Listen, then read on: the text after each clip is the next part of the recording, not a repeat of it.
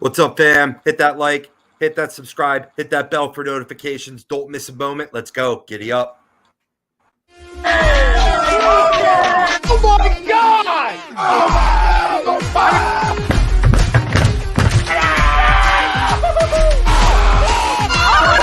I'm embarrassed! You're flying! Welcome in. It's almost time.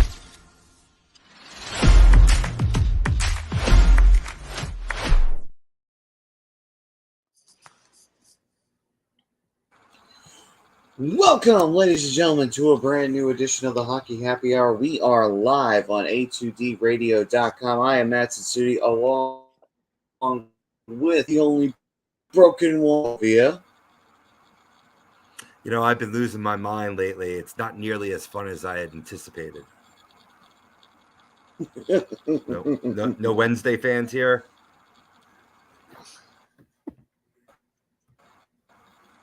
And the one and only Mr. Broadway, Mr. Blue Shirt himself, Brad Ryer.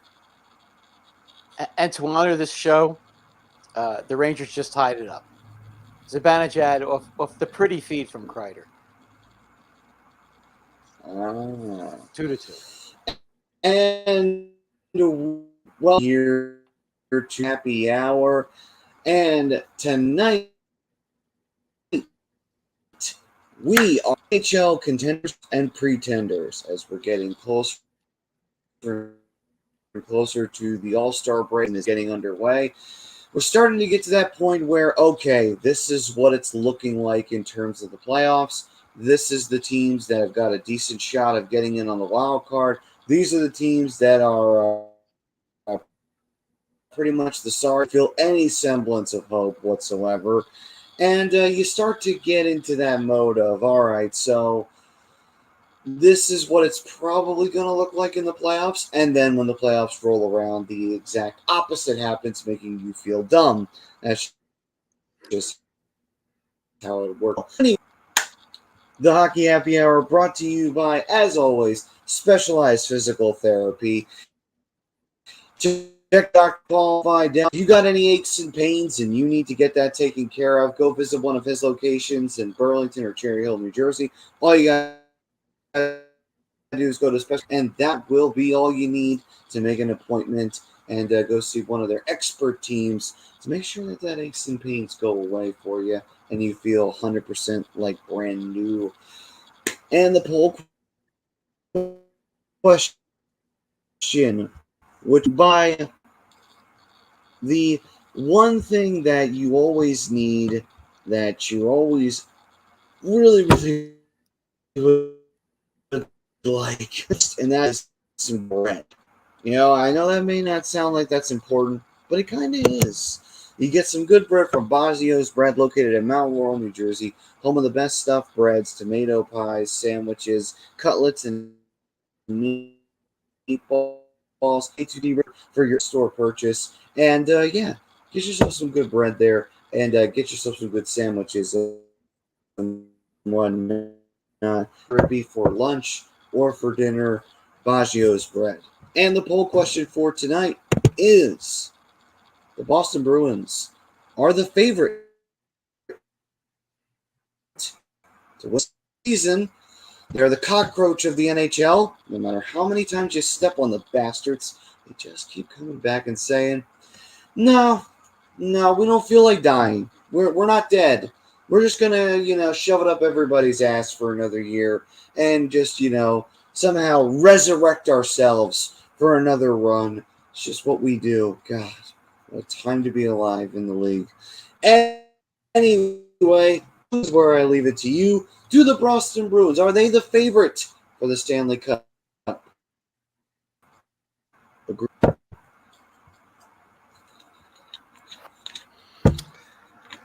I'm going to jump in with maybe a contrarian view. I'm going to actually disagree with this poll. I mean, at this point, yes, I'll agree. It's hard not to. They have been the most complete hockey team to date. 140 goals for it, leads the NHL, and only 83 against. Also tops of the league. I mean, proof's in the pudding right there. But it's a long season with 45 games left, and oftentimes dominant teams during the regular season fade late in the year and into the playoffs. Locally, the Eagles are getting a little taste of that right now. So Linus Ullmark has been very good in net for Boston, but I still have questions if the goaltending will hold up. So in my eyes, like I said, maybe I'm the contrarian view here. My favorite's Carolina, or even the defending Stanley Cup champs. Even though we picked holes in their game, it's all comes down to, can they get healthy? I looked up some of the betting lines out in Vegas, and I'm extremely liking Tampa Bay at plus 1,400. So that could be another favorite there to try to reclaim their title as Stanley Cup champs. So, like I said, ultimately, I disagree with this poll. I think it's, Bruins have been the cream of the crop, and there's only one way to go from here.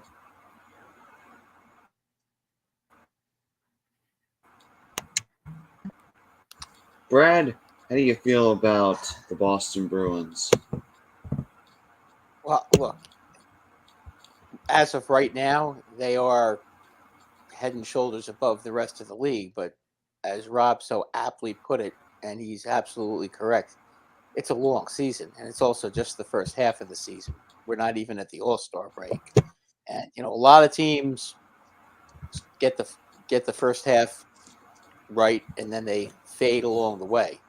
Boston has not had any serious injuries, and everything has gone their way so far. But, in hockey, you don't see this for a whole season. I don't see it for a whole season. I'm not a believer. I know that they played great. I think Tampa Bay, if Tampa Bay played them in a 7-game series, I wouldn't bet against Tampa Bay. I mean, Swayman's good, but Vasilevsky I think is better, and that's those two teams playing a 7-game series. I don't know that Tampa Bay will lose to Boston at this point. Even maybe at this point in the first half of the season, but we haven't seen all the holes that could possibly come. The weeds haven't started growing in the Boston Garden yet. Okay, and when I say the Boston Garden, I don't mean the building. I mean the little garden of the Boston Bruins. Who are the Boston Bruins? Right now, there are no weeds there. Okay, but as we all know, and we've seen it before, teams that play this well in the first half don't usually keep it up in the second half. It's very difficult to continue. Look at the Devils. Look at how good the Devils were for a long time, and now they're struggling. Okay, and it only takes one bad game, to just throw off a team's momentum. I mean, for the Devils, it was a horrible game against the Islanders where they let up 6 goals, and they lost 6-4. It kind of came out of nowhere. Nobody expected that. All of a sudden, they start losing to the Rangers. Then they go on a road trip and they get their brains beat in. And now I think they probably won maybe 2 of their last 8-9 games, something like that. They've been pretty lousy. They have 2-6-2, 2-6-2 in their last 10. Yeah, I mean they had like a 16-point lead on the Rangers, and I think now it's 3, 4. Yeah, okay, maybe 2. I mean, I the last time I looked at the standings was yesterday, so I mean they're right up there. Listen, and I don't want to make like I'm just a Bruin hater, although I certainly am, because when I grew up, okay, I couldn't stand Esposito. Agree to agree. I couldn't stand number 4. I couldn't stand number 12, as I'm sure you guys all know who I'm talking about.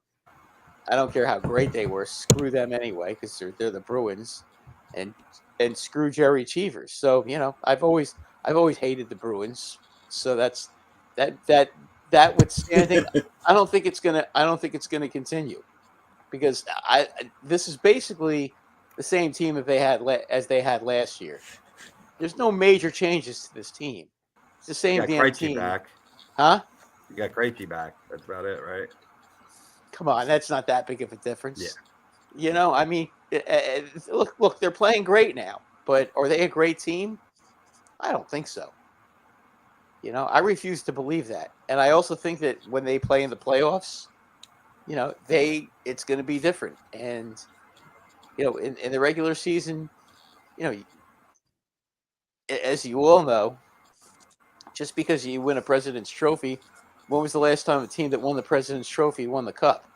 Correct. Last year, maybe the Avalanche probably did. I think they did, right? I mean, I think they won the President's Trophy, if I'm not mistaken. No, Florida. No. Florida won it? Okay. And how did Florida do? How many playoff wins did they have last year? Exactly. I think we're still waiting to see if They got out of the first round. Yeah, they lost 4 straight. So Yeah, they won. They beat the Capitals after they got out of the first round. Yeah, after they got out of the first round, they lost 4 straight. Yeah. And they were humiliated. Yeah. So Yep.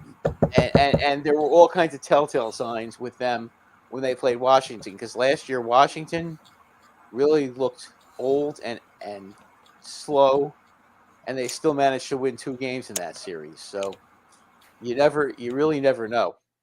Is Swayman really the best goalie in the NHL? Are you going to sit here and tell me that he's the best goalie in the NHL? Because I'm sorry, I'm not believing that for a minute.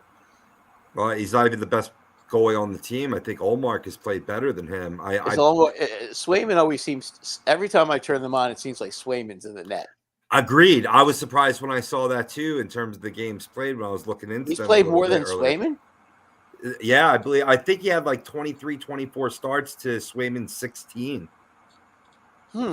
Okay. All right, but just see. I was surprised as you. See, and again, I turn on the TV, and every time I watch the Bruins a lot, and they are very hard to play against. I will give them that.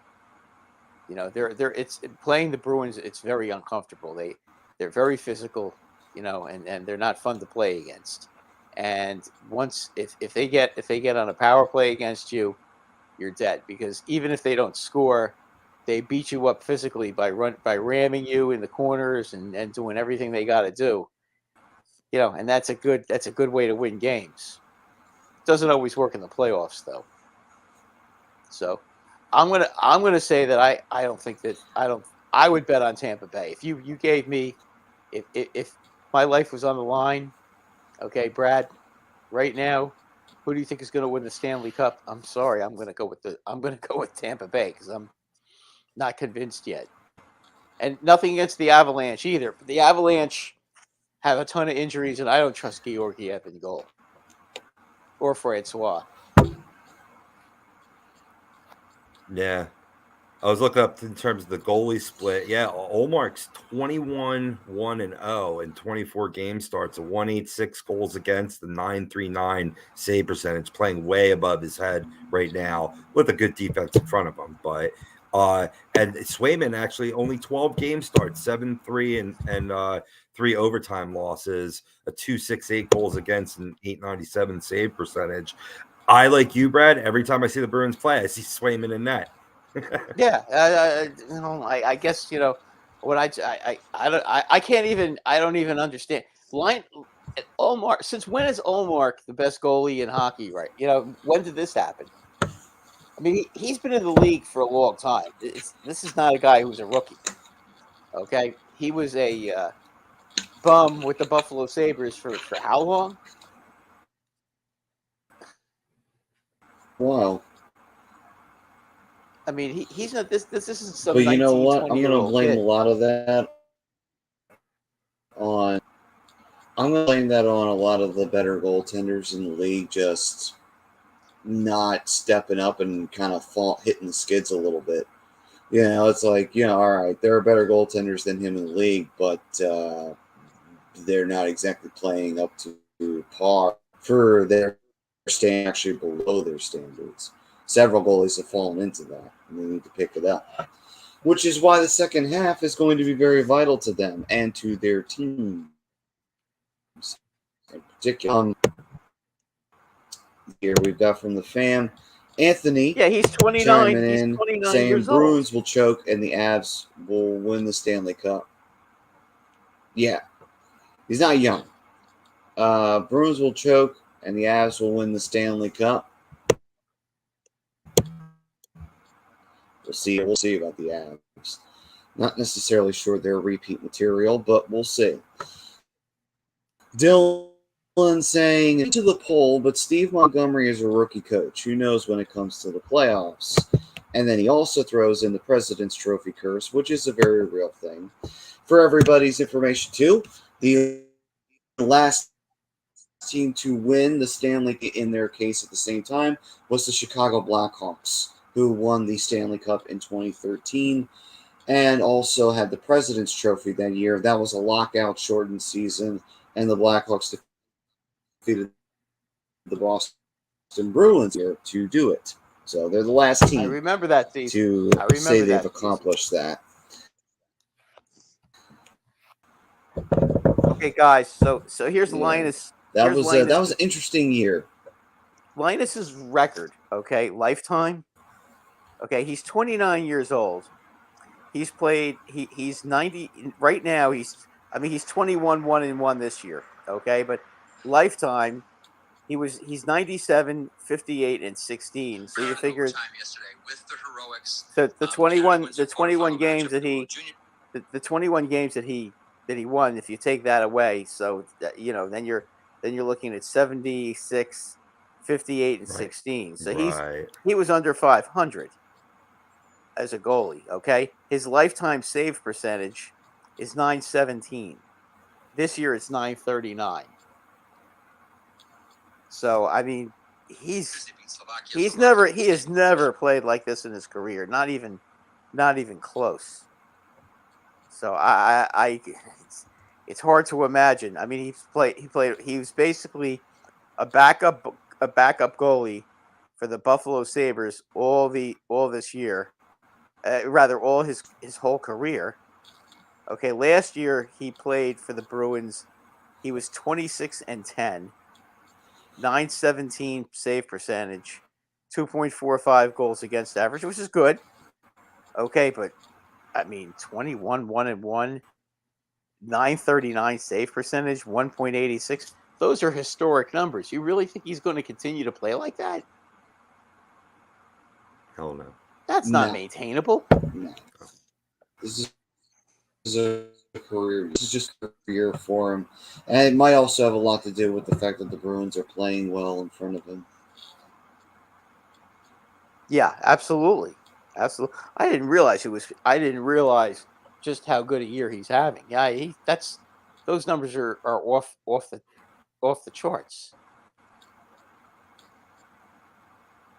So we'll see. Let's see here.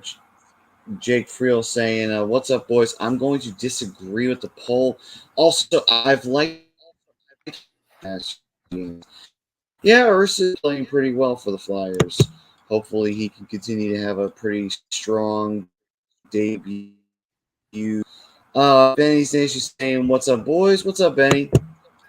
And, he does go on to say, Boston has leadership that will not allow collapse.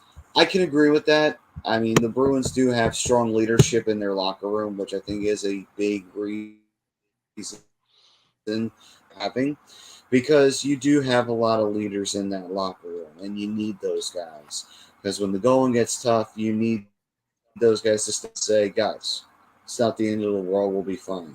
Don't worry about those shitheads in the other locker room. We're going to beat them anyway. Yeah, that you need those guys, and that's what the Bruins have.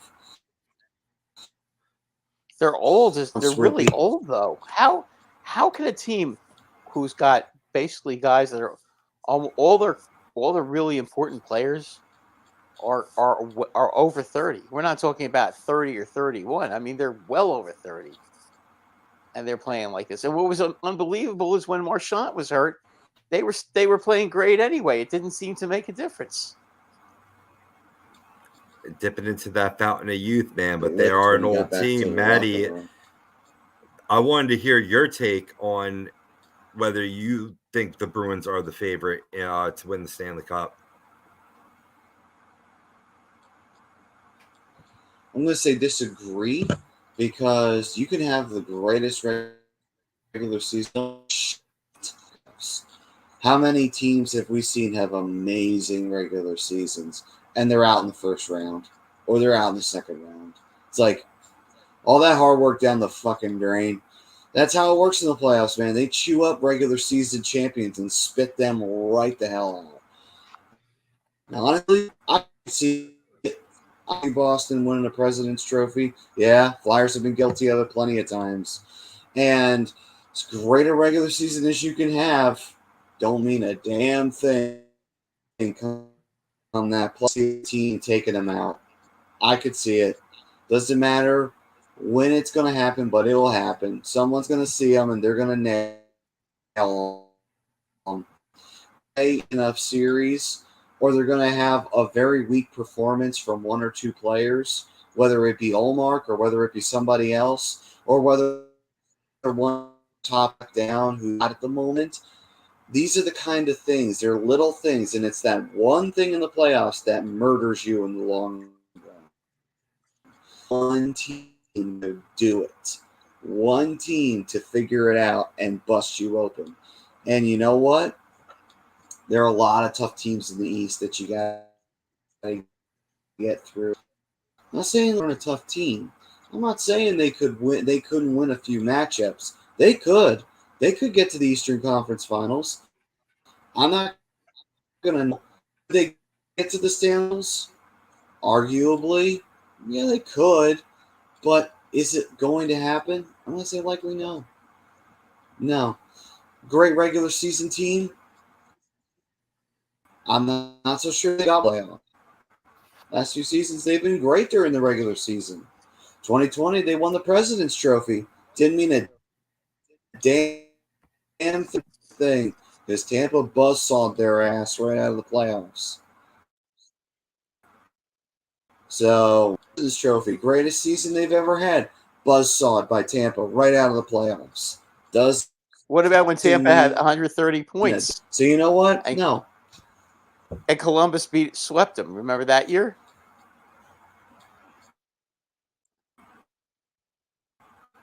That pointed and laughed at their asses. Woke them up. Made them realize, yo, we got to start playing like we give a shit in the playoffs. And like, yep, yes, you do. Embarrassed.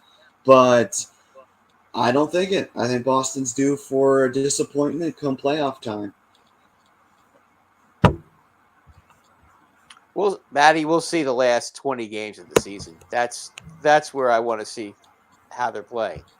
I want to see how healthy they are. You know, a lot of the problem with having an older team is that older players are more susceptible to injuries.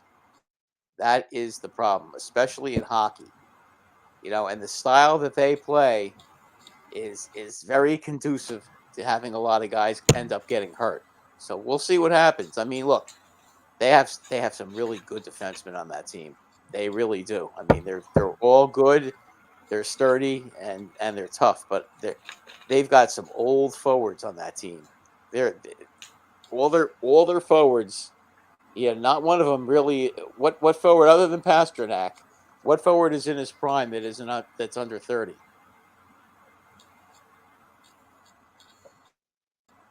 I mean, the perfection line. The other two guys are over 30. The second line, Hall and what's his name? The guy that came back from Czechoslovakia. I forgot his name now. Not Bergeron, the other one. Krejci. Krejci. They're old. You know, I mean, Krejci was 36, something like that. I don't see it, guys. I just don't see it. That's like it. You know, the Capitals are on a hot streak right now. Do you think that they're going to end up winning the division because of it? I mean, I don't think so. I mean, if this team still had I would buy it. I would buy it if this team still had a goaltender like Rask. If he was having the kind of year that the players we meant, and it's one kind of season, it's like, all right, I could buy that this team could go to the Stanley Cup Finals and gut out a cup they shouldn't win. I could believe that. But with Ullmark, Swayman, I don't buy it. Because I feel like it's like those are goaltenders who aren't going to they face a team that shuts down the perfection line or just handles Boston's game very well and doesn't bend to them whatsoever, and it comes down to goaltender versus goaltender, I don't buy it that Ullmark and Swayman can get them out of that kind of trouble. I don't buy it. Swayman, I think, too young, and I think not enough experience. Ullmark, not that kind of goaltender. Yeah, he's having probably his best year, period. I just don't buy it. Now, again, a lot of people didn't buy Colorado's goaltending. But then again, Colorado never stopped playing in front of him. So that's the thing that made it different. I'm just not buying it. If the chips are down, I think Boston still, I think they lose if someone really pushes it. I mean, I agree with you 100%. I mean, and they're playing great right now. But, I mean, we saw at the Tampa Bay Lightning how great they were when they had 130 points and Columbus scored to make it.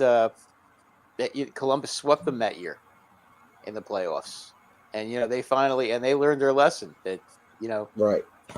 Nobody gives a crap if you have 131 points during the regular season. So we'll have to see now. The Rangers just scored again. So they have tied the game up at 3 now. Let's see if they can not give up a goal 10 seconds after they score one, which seems to be the theme tonight for them.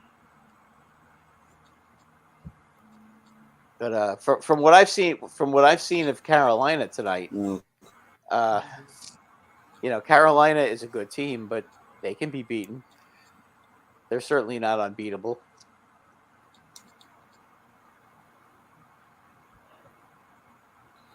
No, I mean, I don't know. I'm a big fan of Carolina.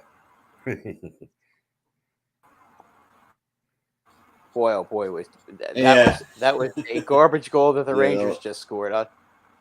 I can't believe that shot. Some of the saves that goalie has made tonight, I cannot believe that one actually went in.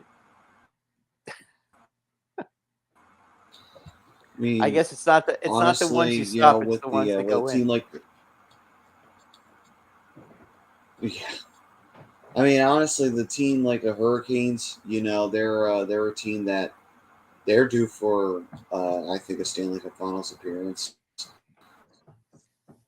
Well, they've won, 11 in a row now? Disappointing. Usually that, yeah.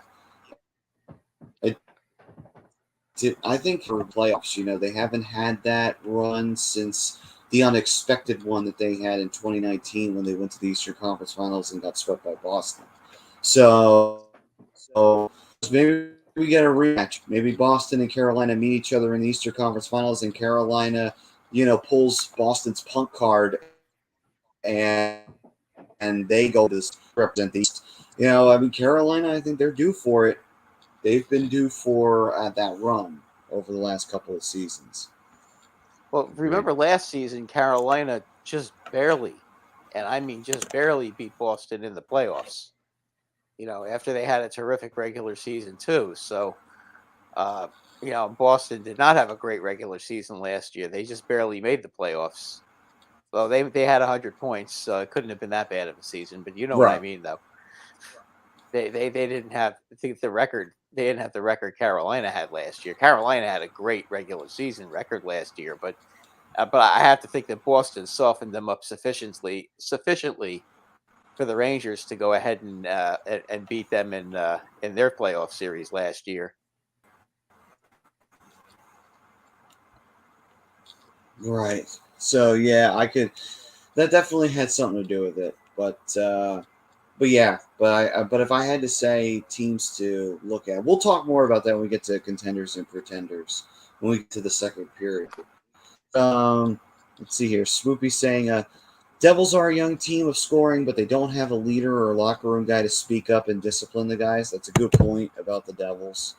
I disagree with that. Florida got. I disagree with that. Dougie Hamilton and Anthony Mantha are veteran defensemen. They've been around a long time, so that's not necessarily true. Mm-hmm. I think teams have just figured out the Devils. I think that's more than anything else. just to not get caught in a track meet with them and slow them down, Right. and make them have to play bump and grind hockey, and that's something that the Devils do not do all that well. I think that's the case. I don't think it has anything to do with whether they have leadership or not. I think they have very good leadership, and I think their coaching staff has good leadership as well. I just think that they need a lot more guys that can grind it out. They've got too many soft players on their team. I think that's the problem. Soft. No, you know what I'm talking about when it comes to soft players. Yes. Yes, because I know what I'm talking about because the team that I root for presently is a little soft too. So, and your team used to be soft, but not anymore. Every time I look at hockeyfights.com, it seems like I'm seeing Delorier beat somebody up, or Todd Ewan is beating somebody up. So you guys are hardly a soft team, that's for sure. Right. And I'll tell you what, Delorier as a fighter has improved remarkably in the last 2 years. Agreed. He really, I mean, last year he, I don't know what he did last year to become as good a fighter, because he lost to guys that were half his size a couple of years ago, but not anymore. He wins every fight now, and a lot of times he'll sit there and laugh at the other guy that's trying to punch him. I mean, he's a nasty winning fighter. Yeah. He does it with a big smile on his face, and I noticed that. I was like, man, there are not too many guys that are like Reeves does that too. He'll start smiling during when he's in a fight, because he just knows whenever he wants to take care of somebody, he will. So taking a step back to the Bruins. The Bruins.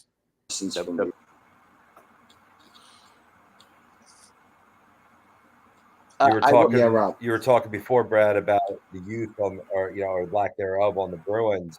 One guy that stood out to me, Jake Brust. He's 26 years old. He represents the future of that organization. He's been playing pretty well. I don't want to just shit on the Bruins. There's a little bit to give. Well, he's and to think that he had asked to be traded how many times, and the Bruins refused to trade him, so they did the right thing there with him. And he finally woke up. But I'm talking about like a lot of key players on their team are getting old. I mean, they were talking about trading Pastrnak in the summer.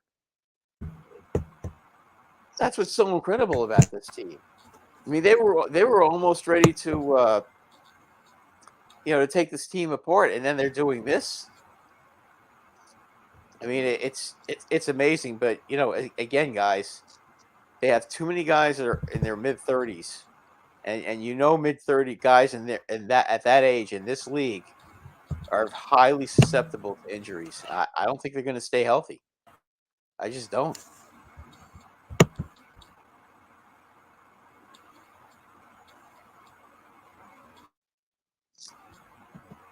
All right, then. Let's see here.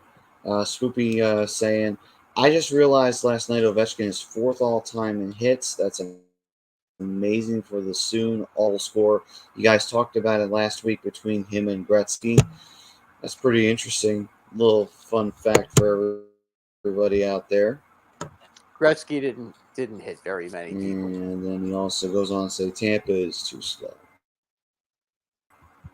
They're too slow? That was not his game at all.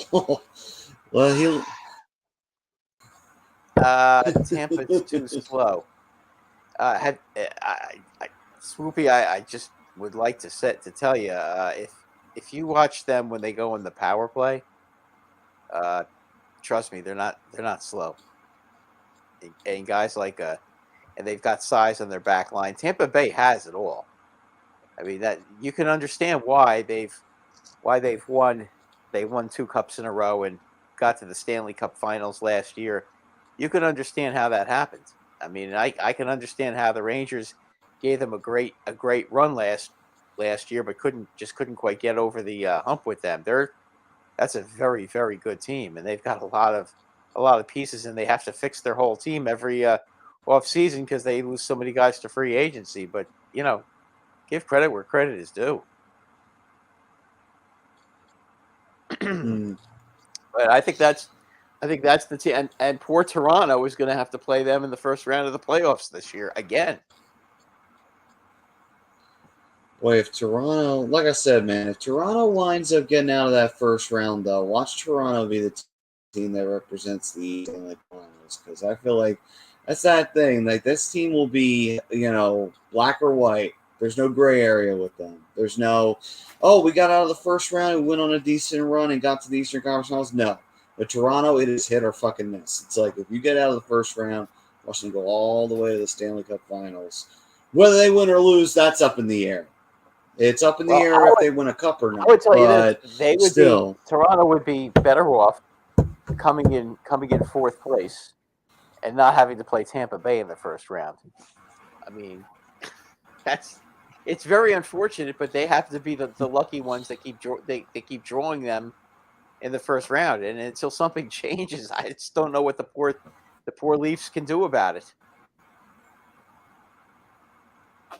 Well, it's either that or Boston. Those are your options at the end of the day. Yes. Yeah, and Boston, nobody's going to catch. So let's see here. Boston's not going to get caught.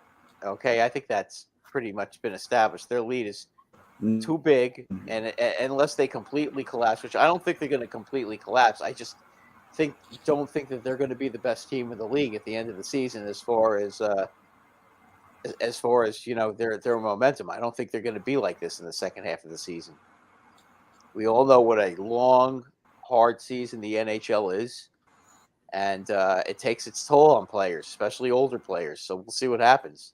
It is long and hard. Yeah. Bro. That's what she said. Oh boy, that sounded bad. Yeah. Yeah. Okay. Yeah, all right. Bad terminology. Dylan saying my bold prediction of the Florida Panthers. I make jokes. There's missing the head. Also goes on to say, you really think Tampa is going to make the Cup final 4 years in a row, Brad? Yeah, they could. Yeah, why not? Tell me what it is that they don't have. That can make them not get to the Cup finals again.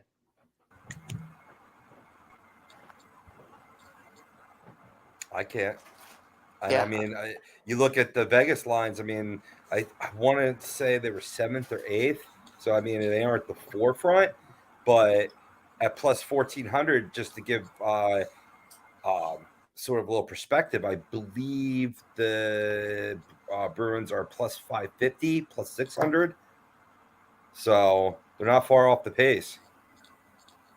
No, and the Bruins, as dominant as they've been, plus 600's a lot. I mean, shouldn't they be like 4-1 or 9-2 at the most?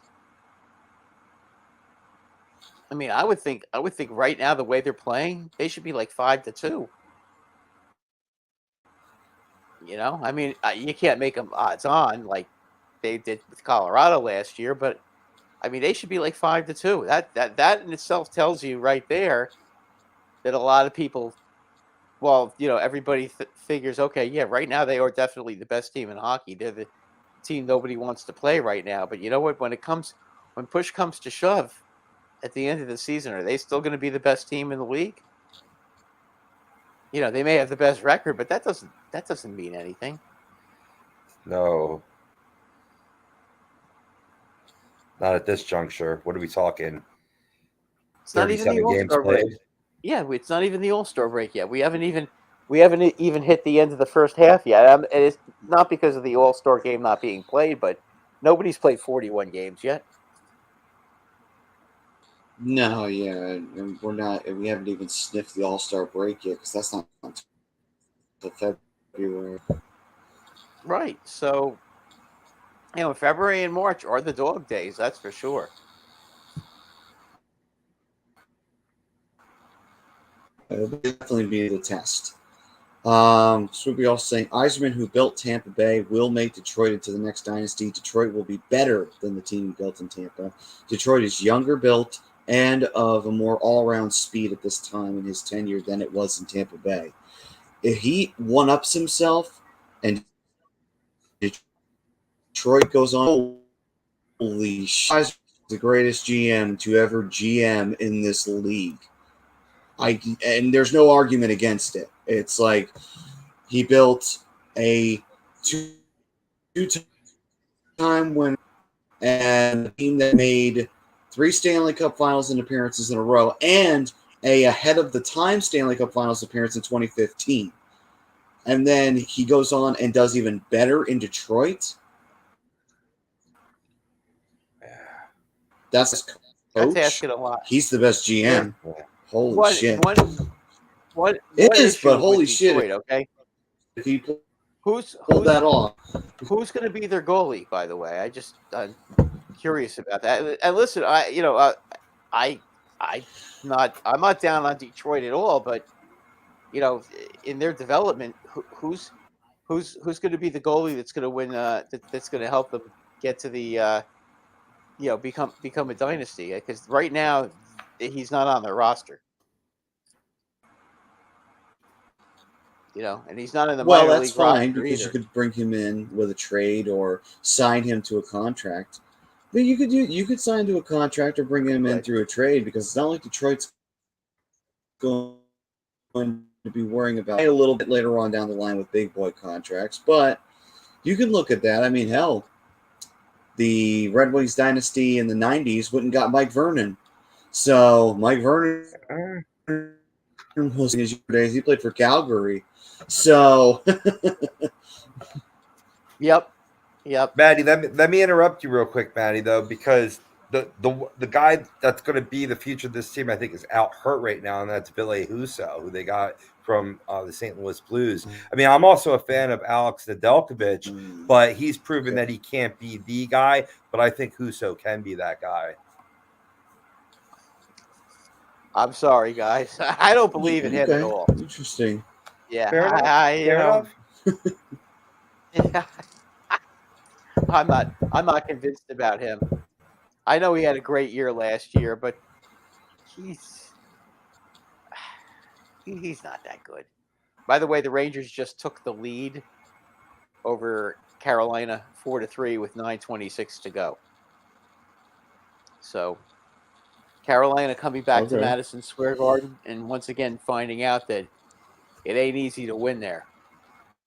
Even though every other team in the league seems to win there, maybe it's not so easy saying for them. What's up to everybody? Yeah. Don, your Lions, What's up, Don? Your Lions need a win this week.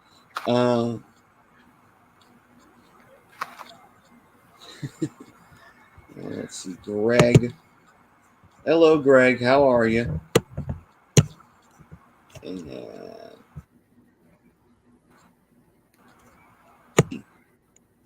to the Gin, Boston is strong. And regular season, they can carry that over into the playoffs. Very different animal.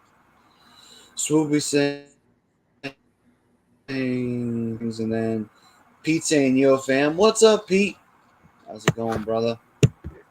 That another team that seems to not bring in the Mark playoffs, Hooven? the Edmonton Oilers. Well, I mean, they're a good example. Oilers, so they, yeah, it's a 2-player team with goaltending that can be described at best as mediocre, and then at worst as beer league hockey level, because there's some real bad games. You mean Soupy isn't? Let's see here, Mark. On the other.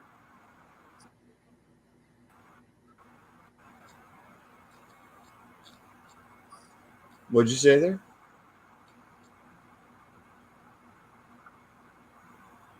About What'd you say on that, Brad? About Soupy.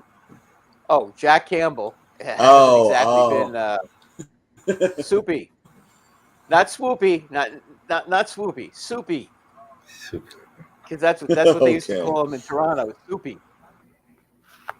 So soupy hasn't exactly Makes sense. he hasn't exactly been chicken noodle this year. He's been more like beet soup. Well, So- what's the shittiest kind of soup out there? What's the crappiest soup you can think of? That's what he is. Yeah, exactly. Oh God, there's so many bad ones. I'm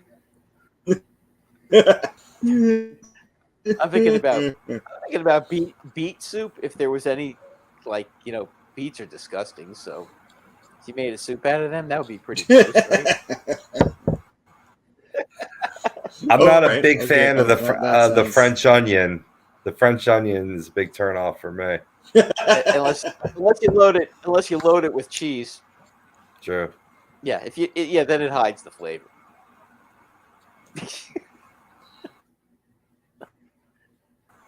But there've been we've cited numerous examples, guys. Yeah, we've cited numerous examples, guys, of teams that played great during the regular season and just your Flyers. I believe in 1980, 85, 86. I think the Rangers beat them in the first round, and they had I think they won the President's Trophy that year, did they not? The year before they went to the finals against Edmonton. Mm-hmm. I mean, that was when they had Prop and Sinisalo and all those guys on that team. You know, and they did the choke choke Arguably job in the the best playoffs. team. Yep, because Froze couldn't stop a beach ball in the playoffs. It happens, guys. Happens all the time. I mean, Lundmark. What playoff series has Lundmark ever won? Has he ever won a series? Has he ever even played in the?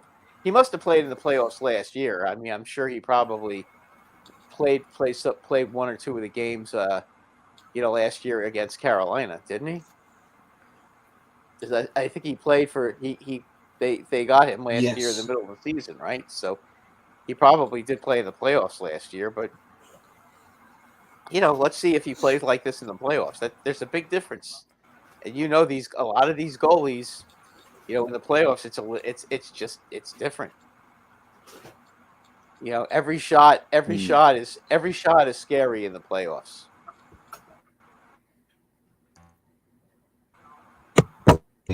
Mark Houvain, what's up, boys?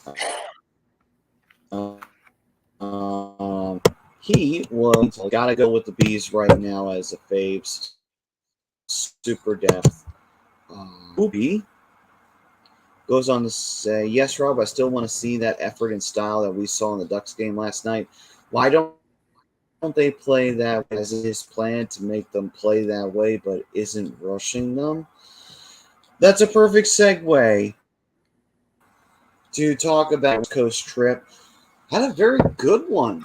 Damn good one. They went 3-0 on the West Coast. So maybe that's what the Flyers need to do more. Maybe they need to visit West Coast teams. I don't know what it is, but that they didn't have no jet lag, no nothing. They walked in and they got 3 wins. They beat the Sharks in a comeback victory, which was a little surprising. Ted was not happy with that victory because he wanted us to lose for Bedard, which, to be fair, I'm kind of still in that same ballpark. I'm like, what the fuck are you guys doing? You're rooting a perfectly good tank. Why the fuck would you do that?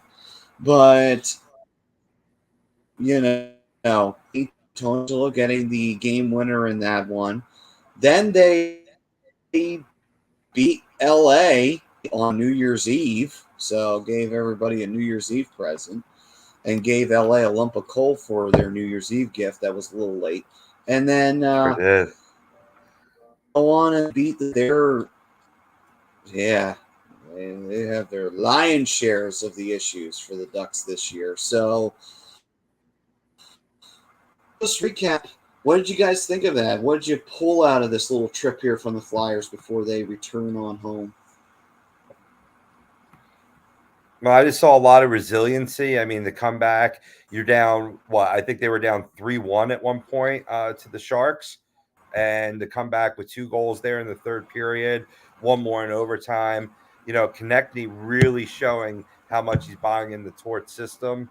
Has been, a leader for this team, and it stood through in that game. Onto that over. And this is a West Coast trip that usually does not serve the Flyers very well. So it's surprising that they came out with 6 points in 3 games. I mean, you're talking about an Anaheim Ducks team. The last game, they got up to a quick 3-0 lead against a team that's, they're tanking for Bedard as well. So they're in a rebuilding process that, leaves a little much to be desired out there on the ice. The real game that stood out to me, Maddie, was that Kings game. And the Kings came into that game really raging hot. And the Flyers really showed how much they've grown from last year in terms of better, cleaner play in their own defensive zone. Quick outs, clean passes, firm skating. And it showed against what has got to be a stronger LA Kings team on the road. That was the biggest surprise for me.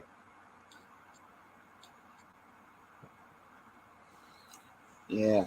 Getting that big win on New Year's Eve against the Kings. Kings wearing their retro reverses too, which look absolutely spectacular on the ice. In the end, though, it's not great jerseys that win you hockey games. It's great players. And even though Kings have some great players, Flyers outdid them in that game and managed to get the job done. So congrats to them. It's always nice to see when your team pulls one out, right? Tom over here is gloating. His Vegas Golden Knights are the top team in the West currently. They had 54 points. So congratulations to you, Tom. For now. Still got a whole. And let's see here. Benny's impressed with how Ersson. Very impressive how Ersson bounced back. Good show for him. That's a very important thing. I think Konecny is the whole. Konecny has just been outstanding and has become a stud for the Flyers, especially on that trip. I mean, what did he have, like 4 goals and 8 assists or something like that? I mean, I heard he had something ridiculous. Incredible road. He had an incredible road trip, and he's developed under Tortorella into being the big leader and the big goal scorer that you guys so badly need. So, good for him. I mean, he really. I think this is a guy that we've all been waiting for to take the next step. I mean, he's always been like a 20 to 25 goal scorer, and well, that's not a bad thing. You don't want the best player on your team to be scoring only 20 to 25 goals. You want a little more. And when your top players are playing great, that's when you start winning games. And good for the Flyers. I mean, you got to be very impressed with the fact that they were able to go out there and win 3 straight games and show some consistency. That's the way to do it. And maybe, just maybe, they can make this season interesting. Try to get close to making the playoffs. I mean, you never know. As we all know, it's a long season, but you never really know what's going to happen. So, you just if they can start playing consistently good hockey, even if they don't make the playoffs, if they find their identity, which they really need to do, which it looks like they're starting to do at this point, going into next year, things could change. Possibly. So it's a good thing that they were very stout defensively too, which is something that Tortorella. That's the one thing Tortorella would be very happy about. He'd actually, I would bet you he probably actually had some pleasant press conferences out of the West Coast. because he gets a little grouchy when they lose with those press conferences. Yeah, he's not exactly the most polite man No. in the room. With his that's a stupid question. That's a stupid Ted saying, question. by the way, Next. don't. Ted, by the way, is saying, Brad, don't wish that on us, please. Tom saying, what's up? What's up, Tommy? Oh boy, I'm sorry. I'm sorry. also I'm goes on to sorry say- that you guys might not be as bad as you think you are. You're not, obviously. Okay. God, this team is if they can start establishing an identity, which is really that's the first thing that they've got to do in order to get back into playoff contention, is to establish an identity. They didn't give up a lot of goals. Konecny is becoming the go-to guy, and if this continues, you guys are going to have a fun season, whether they make the playoffs or not. You're gonna get some big wins. You're gonna have some fun with these home games. Going over there and watching them take down some of these teams who aren't suspect or unsuspecting. It can happen. Some of these young players can step up. And by the way, I wanted to ask you guys a question, okay? Because I'm looking at the Rangers, and again, I'd like to get a left wing for Panarin and Vinny Trocheck. What do you think it would cost the Rangers to get Van Riemsdyk away from the Flyers? So I think he'd be a terrific fit with the Rangers. I agree. I think he's raised his stock up enough to where, where this team might have had to once trade away a first round pick for someone to take their contract, to where I think he could warrant a second round pick in return. That's what I was thinking. I think you could probably. I think we may have if we wanted to get him. I'm thinking besides a guy like Kane, who is going to cost them real heavy draft capital, and probably one of their top young players. A guy like that, he wouldn't cost as much. But the way he's playing, I might be inclined if Van Riemsdyk has like 20-25 goals in the middle at the trade deadline, I might be inclined to bring him aboard. I think he'd be a terrific fit on that line because they need somebody to stand in front of the net. Oh, agreed. Yeah, I mean you put him because he's kind of like your edition of Chris Kreider. He stands in front of the net. He's a pain in the ass, and he can skate a little bit. So I think he'd be a terrific addition, and then you don't have to give up half your team to get Patrick Kane or half your farm system. So right. Just curious. So you think it would be a second round pick? Now Huh? let me see here.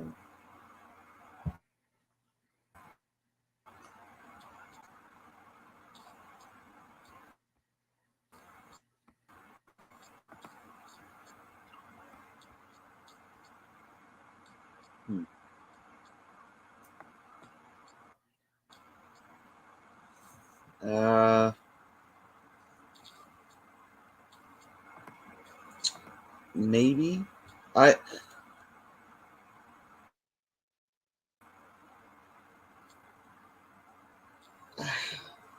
maybe the only reason I'm thinking on the maybe is because of the fact that it's like a 1-year rental thing, or at least that's what I feel like JVR would be. It's not like he's a player that you're keeping around for a long period. So I don't know. I feel like in Definitely that game, it's more like you want to get players. Definitely a third. Definitely a third. There's no question you can get a third. A third, yeah. You might be able to get a second and a third. I'm not. I mean,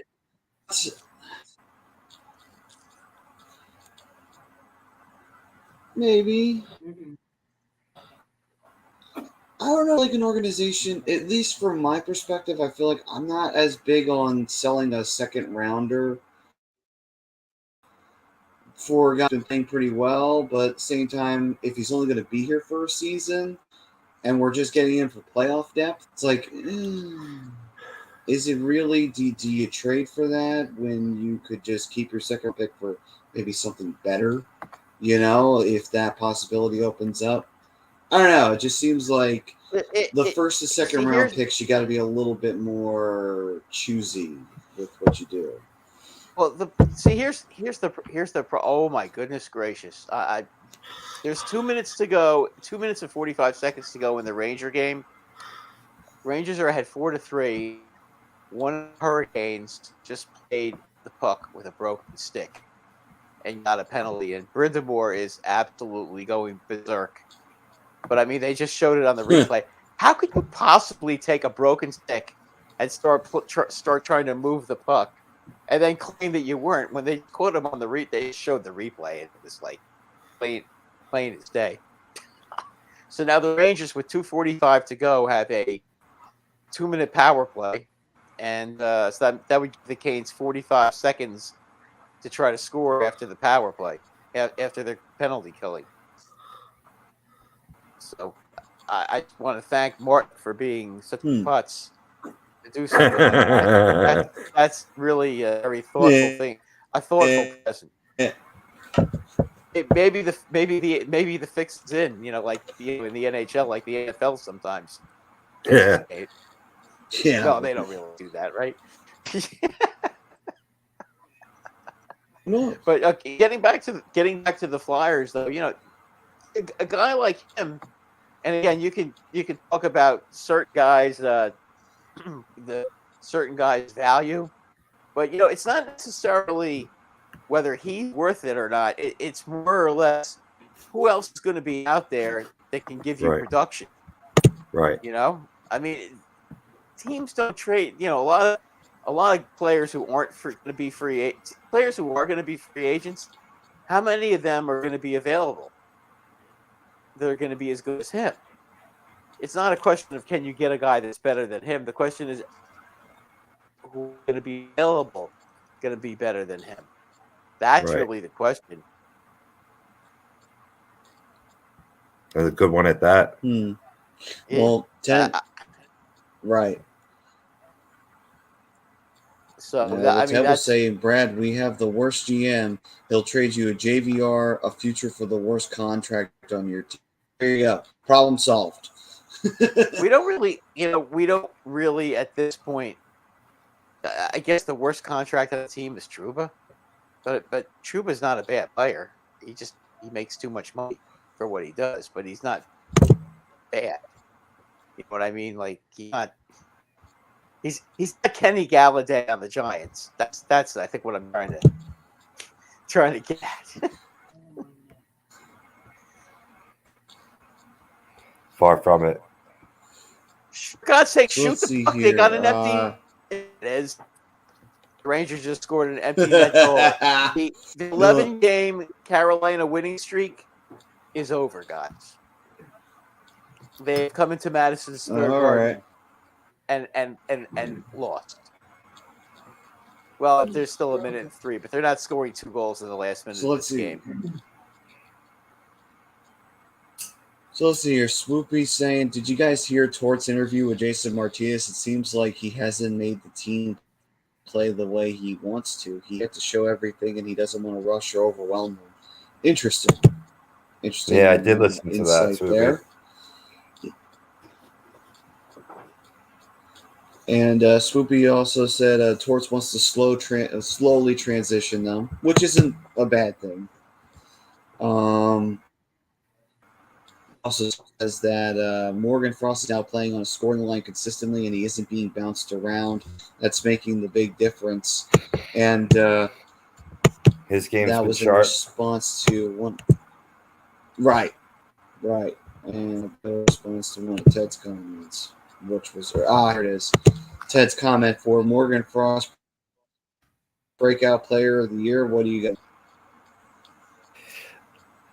Not yet. You know what I mean? Like I said, we saw a lot of bad play earlier on. I mean, he seems like he's getting it now. Now we just need to see consistency. I mean, if he continues this steady the rest of the year, then I'm on board, and he's proven his worth and his spot on this team for years to come. All right, then.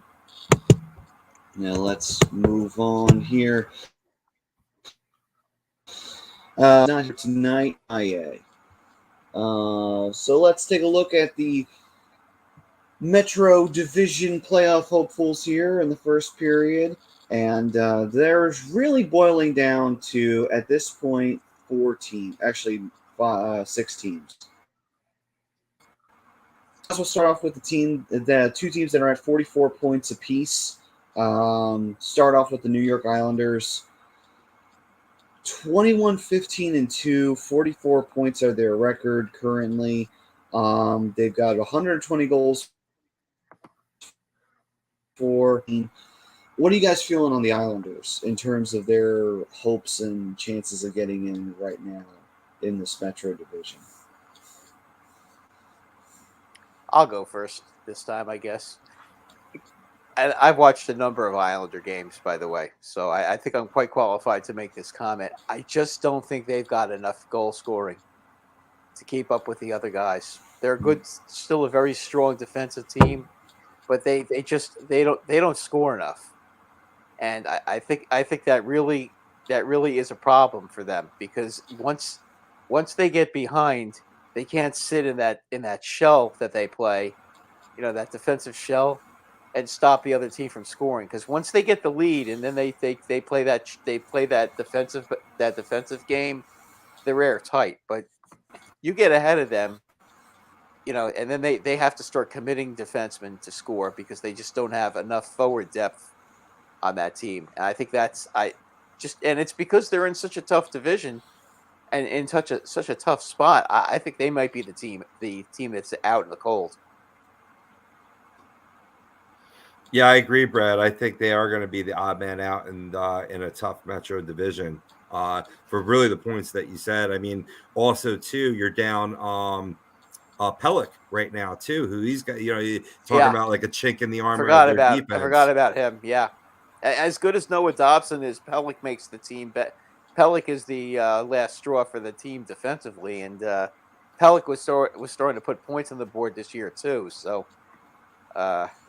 That's a tough loss.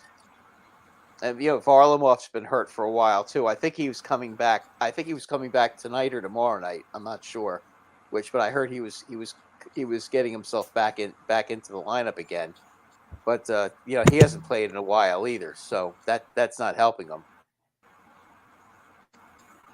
And Anthony, I agree with you. Everybody hates the Islanders. Anthony's saying. Yeah, no one cares. No one cares about the Islanders. Well, unless they have the Gordon Fisherman logo. Oh God, no. Well, we want them to lose all the. I'm not satisfied with them being 0-82. I want them to be 0-82, and it being 0-83, even if there's only 82 games. So, Well, you might get your wish, Brad, because if they decide to move back to 84 games, that is a decision of them going 1-83, or maybe 83-1. Who knows? All right. So let's see here. Next up, Pittsburgh. So the Penguins this year, 7 games played, 19-12-6 is their record. They also are at 44 points. Currently, they have a goals for of 122 for a 111, which is actually pretty subpar for their standards normally. Gentlemen, Pittsburgh, kind of that team that, kind of like Washington, who we'll talk about in a little bit, one of those teams you're thinking of, okay, when is that collapse going to happen? When are they going to stop being thinking about Pittsburgh this year?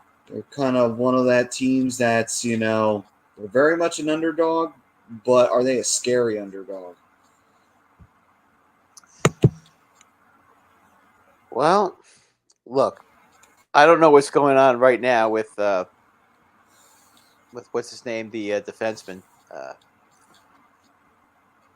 Now I can't. I can't remember his name, guys. Help me out. Letang.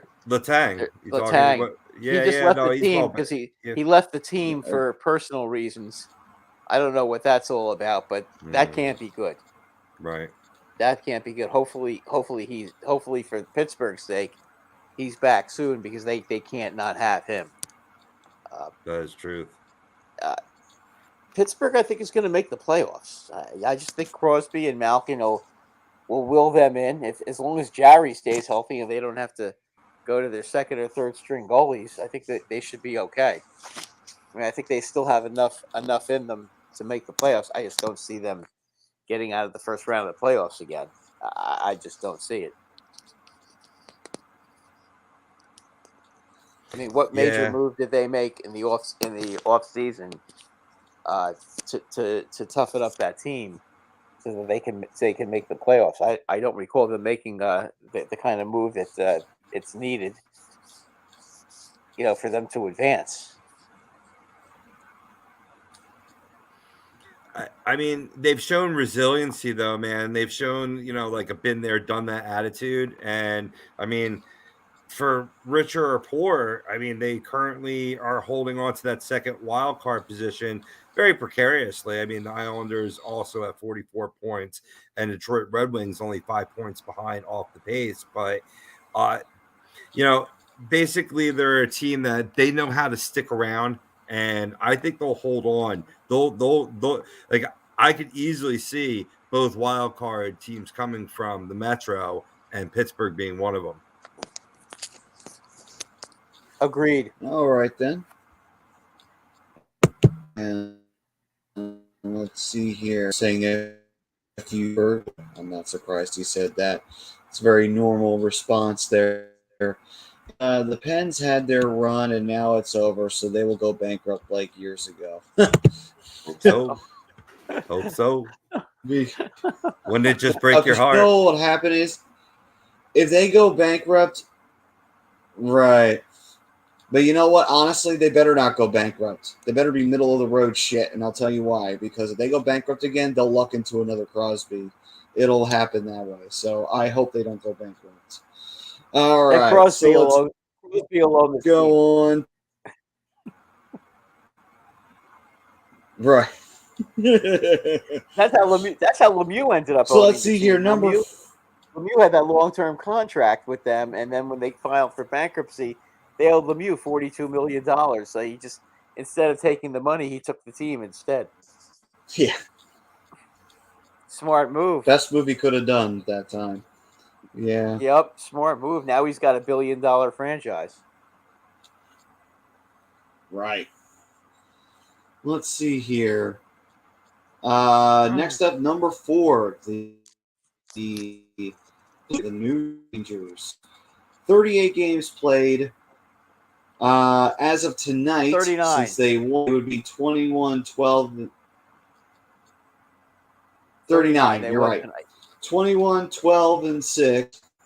That would be their record for a total of 48 points right now. I don't think there's any doubt and they're going to make the playoffs. Goals against 120.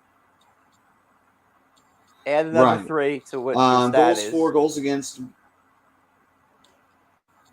Right. 122 to 105 plus 17 goal differential.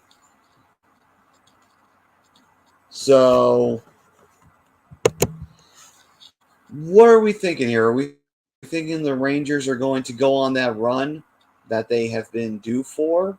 That could see them represent the East in the Stanley Cup Finals? Well, no. I mean, like that real, like. Don't get me wrong. I'm not saying they didn't have an impressive run last year. I'm just saying that this is still a team a lot of people say, boy, there's a lot good that could happen with this team. Could they get out of the third round, and could they be a consistent cup, basically, a consistent cup contender? I think they need one more goal scorer on this team. And I would like to also see them get a tough guy for the fourth line. Okay. And it doesn't have to be like Ryan Reeves or Jeannot or guys like that. Okay? it has to be a tough sandpapery kind of guy who can go in and like Gaudreau, the same kind of player. One more guy like Gaudreau, which obviously isn't that easy to find, but I'd like to see that and a goal scorer. We get a couple of them, and we're all set. Maybe a left defenseman. If they're not happy with Ben Harper, which they seem to really like Ben Harper right now, so we'll see about that. That's what I would be looking at. All right. So we move on from that. By the way, Anthony says Yager will buy the Pens, and one of the games will have a mullet day. Oh, please tell me that'll be a thing. That would be awesome. So let's see here. Next up, number 3, the Washington Capitals. 39 games played, 21 wins, 13 losses, 5 OTLs, 47 points on the board. Their goal for 127. Goals against is a 108 for a plus 19.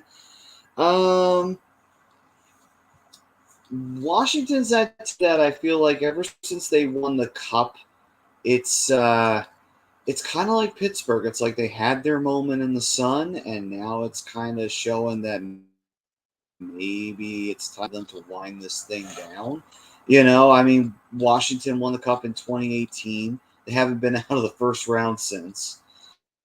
And you also have Pittsburgh. Last time they got out of the first round was also 2018, ironically enough. And because 2019 began their string of first round eliminations. So both of these teams have been mirroring each other. Do you see Washington doing anything this year to kind of buck that trend, or do you see them being a first round out again? I don't think they get out of the first round. I'm amazed that they've been playing as well as they have without Carlson, to be honest with you. That's shocking to me. True. Because that's a big loss, and it's like as soon as he got hurt, they started winning, which makes absolutely no sense. But I think they're going to cool down. I don't see that team being a threat at all. I mean, I think they're right with the Islanders, to be honest with you. Anthony's saying Caps had their run, but now send Ovi and other older players to the senior retirement home. So send them to the glue factory. Those thoroughbreds aren't there no more. Let's see here. On to the New Jersey Devils, who have had quite a surprising season. 37 games played, 23 wins, 11 losses, 3 OTLs for 49 points. Their goals for 124, goals against 97 for a plus 27. So who would have thought that the Devils were going to have the kind of season that they're having? Even if you thought the Devils were going to have a better year, I don't think anyone was necessarily saying that they were going to be second place in the Metro by this point. No. I think most people would have said they would have been a wild card team, maybe third place at best. But for them to be in second place, that's quite an impressive run so far for this Devils team. Do you buy it? Do you believe that this is legitimate, or do you think the Devils are having a real good first half and we'll start to see them come back down to earth in the second half? Bingo. I mean, we are. Let me jump in, Brad. We alluded to it before. I mentioned the 2-6-2 over the last 10. We're starting to see this team come back down to earth. Do I still think they can make the playoffs? Absolutely. That's what I thought coming into this season, that they could be a playoff team. But that's going to be in a wild card position, not as one of the top 3 in the Metro. So I have them falling back to as low, or I'd say as high as the first wild card. Okay. All right, then. Brad, do you concur with that? I totally concur with that. They've really struggled since that Islander game when they lost 6-2 or 6-3 or something like that.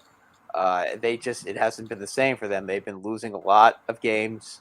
For whatever reason, it's just not happening for the Devils right now. So you have to watch them closely. They've only won 2 of their last 10 games. So I could see them. I could see them making the playoffs. I think they're gonna make the playoffs by the skin of their teeth, though. All right, then. And now we move on to the number one team, the Carolina Hurricanes, currently sitting at number one in the Metro. They now have 38 games played, and since they took their loss to the Rangers tonight, they are 25-7-6, good for 6 points on the board. 118 goals for, 94 goals against, with a plus 24 goal differential. Actually, a weaker goal differential than the New Jersey Devils.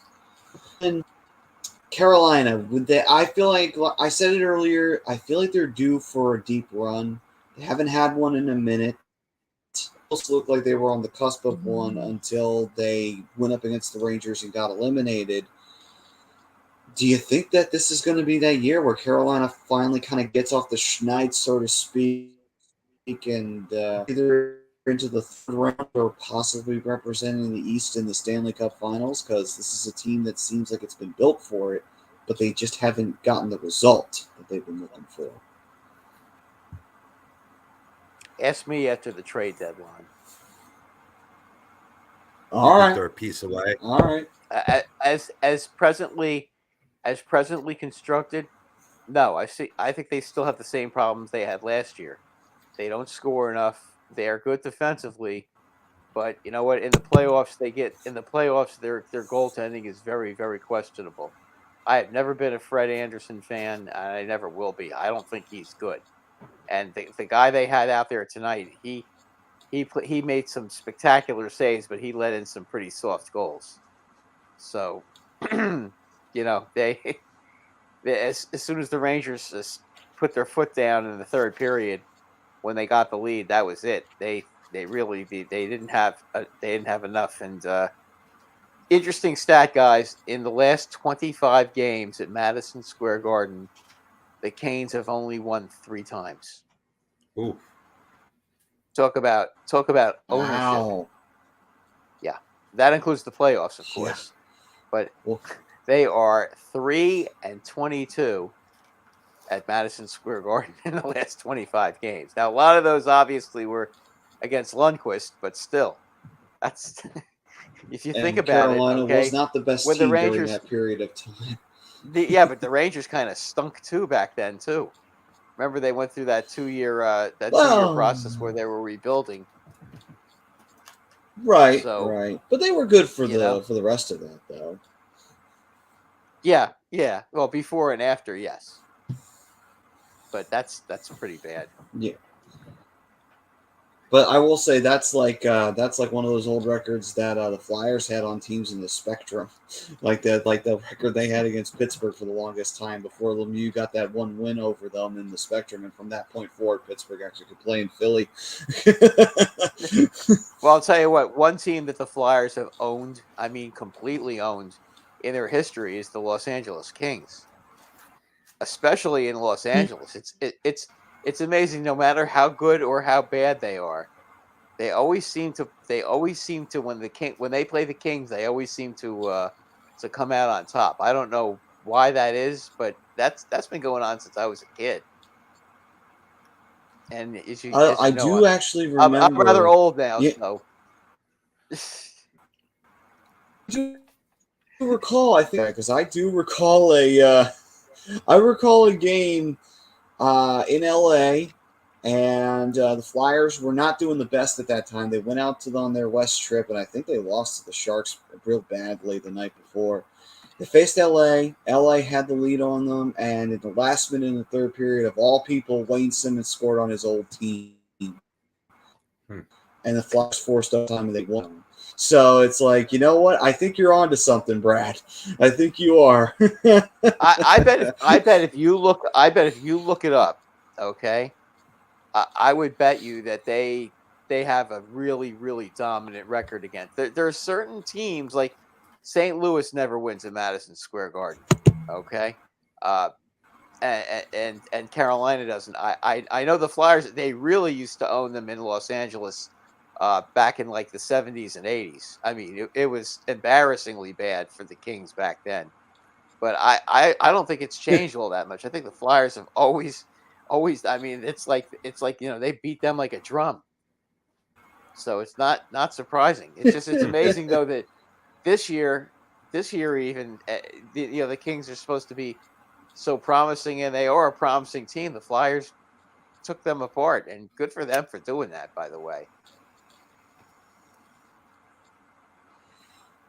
So, all right, I decided to look it up. By the way, Anthony he went on to say Hartford Whalers will take the division but choke in the playoffs, referencing the Hurricanes. Oh, And then Brad, thanks for reminding me the Kings are on soon. and I look. So the Flyers' overall record against the Los Angeles Kings in their history, including the most recent game on New Year's Eve, they are 90 wins, 48 losses, 15 OTL or ties, and they have 531 goals. 531 goals for the Flyers in that entire 408 goals against in that entirety. So, and it doesn't matter whether it's in LA or it's in Philly, because at home, whether it was in the Spectrum or the Wells Fargo Center, they were 45-22 and sing.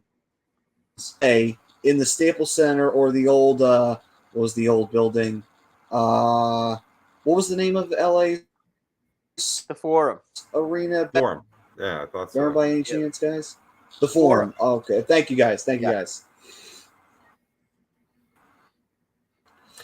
Yeah, hearing that goals 45, I would say I can't remember 26 Letang's and name, 8. but I can remember the Forum.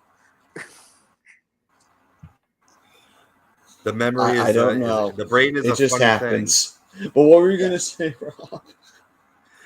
Right. When you said the goals for and goals against, when you said the goals for and the goals against, what that tells me is a lot of 1-goal games. You said it was what, like 530 something apparently goals for and 508 against. Yeah. A lot of one run. Yeah, one run. Yeah, it was a 531 1-goal games. Yeah, 531 to 408. That's the goal difference. So It's 100. That's some pretty crazy thing. There's a lot of shutouts in here too. Yeah, there's a lot of shutouts. The last one came in and early. I think the Flyers. It may have taken the Kings like maybe 7 or 8 years to win their first game at home against the Flyers, something like that. I just remember the Flyers have always beat up the Kings. It's like they're I can't say that. That's a bad word. They beat them like a drum. You know, it's amazing that you could have a record like that. And here's the game I was thinking of. Here's the game I was thinking of. It was in 2014 on October 28th. And guess who got the game winner after Wayne's up for us? It was Braden Shen who scored the OT winner for the Flyers that night. And they won the Stanley Cup that year, didn't they? Yes, they did. Oh, they did. Yeah, the Flyers. Oh man, Flyers! It's amazing. That team. They have always clobbered that team. I don't know why. They're a certain team. You understand like during like maybe a 5 or 6 year period, but when it's 50, 60, how long have the Flyers been playing now? 52 years now. Over a 52 year period to be that something dominant. like that. Yeah, that's unbelievable.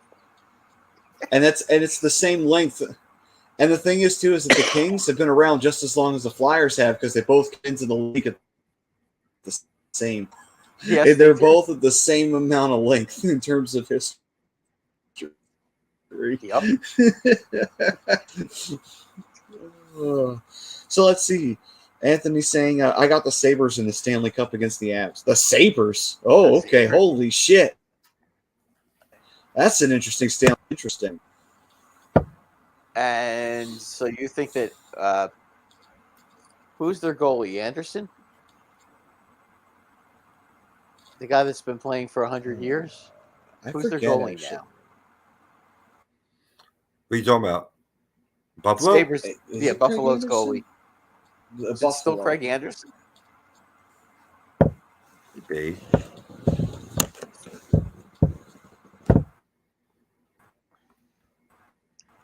Seeing the I think highlights of some team, and I was surprised. think Holy I'm shit, right, Craig though. Anderson's still playing? Yes, he is. Indeed. Playing well, too. Where we had to play Ottawa. 41 years young. It is Craig Anderson. Holy shit. I told Wow. I mean, I just heard starter and seeing nightmare games when the Flyers couldn't score on him. Like, God damn it, Anderson. Can you Hey. just stop fucking shutting out the Flyers? He's putting up solid production. 261 goals against, 923 save percentage. That's good. Those are solid numbers. Yeah. Yeah. Yeah, Anthony, they do play good defense. It's good to see the Sabres finally starting to play better hockey. I'm glad to see that because it's been too long. That team and those fans deserve better.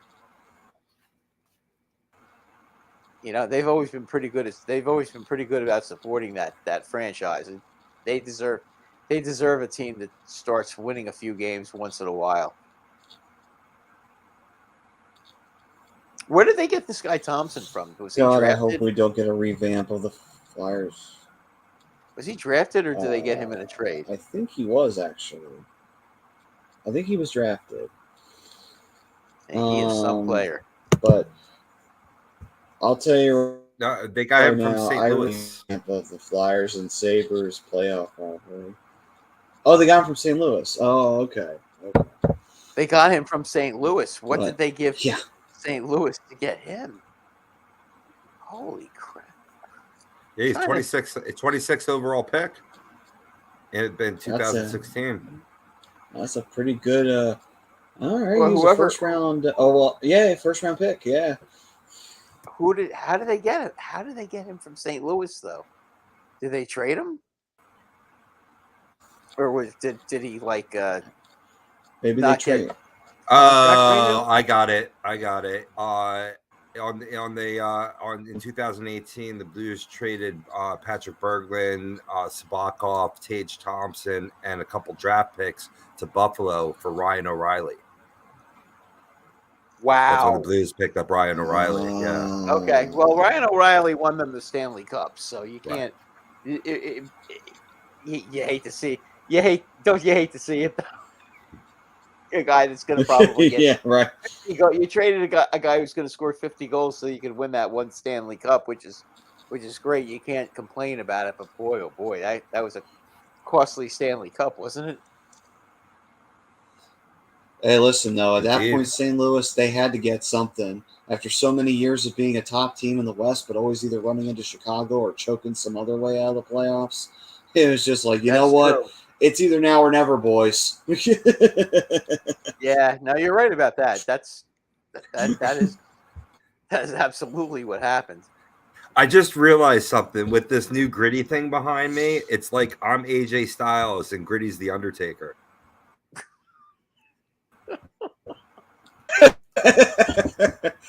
So that means you got to figure out a way to get like a dimmer switch on your lights so that you can, have a really cool effect in the room.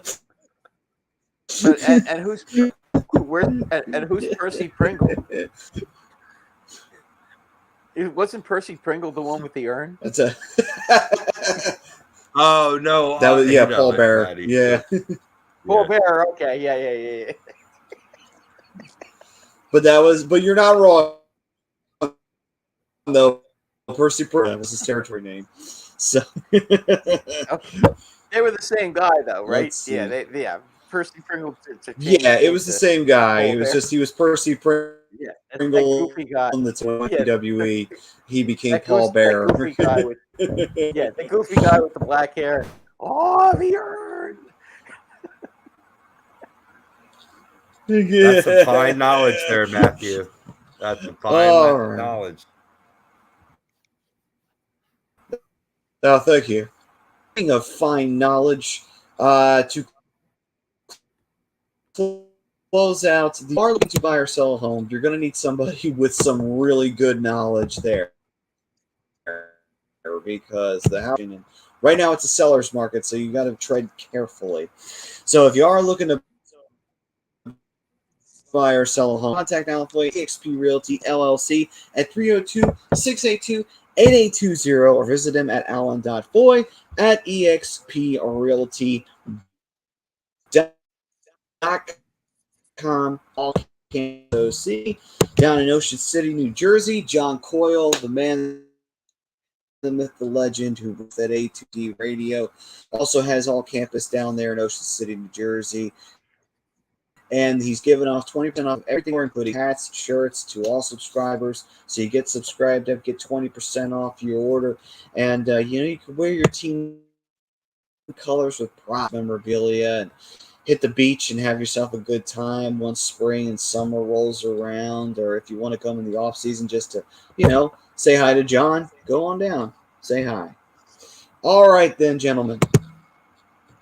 So now it's time to dive into the top 16 contenders. We're going to look and see who we think are kind of that fake team that, isn't exactly as good of a team as you might think. Or, you know what?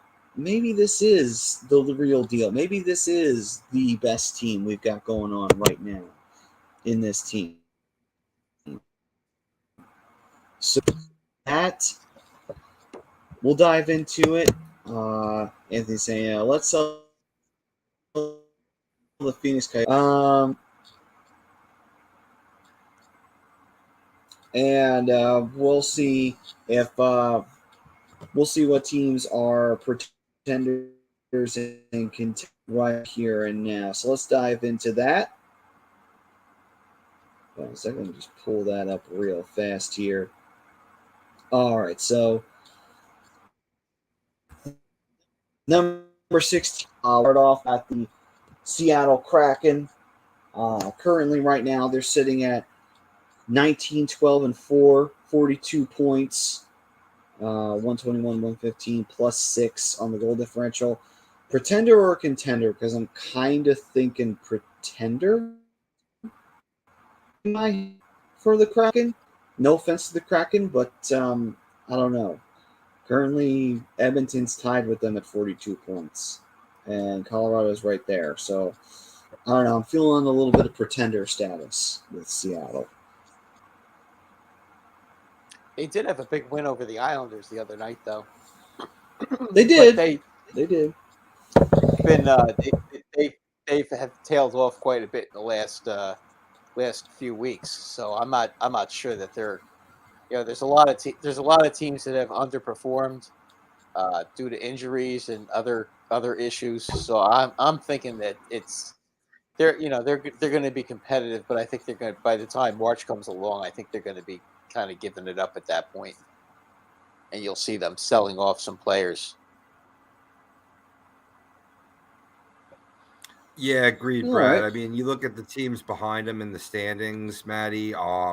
You got Colorado, you mentioned. You also got St. Louis 5 points behind, Nashville 6 points behind, Vancouver 7 points behind.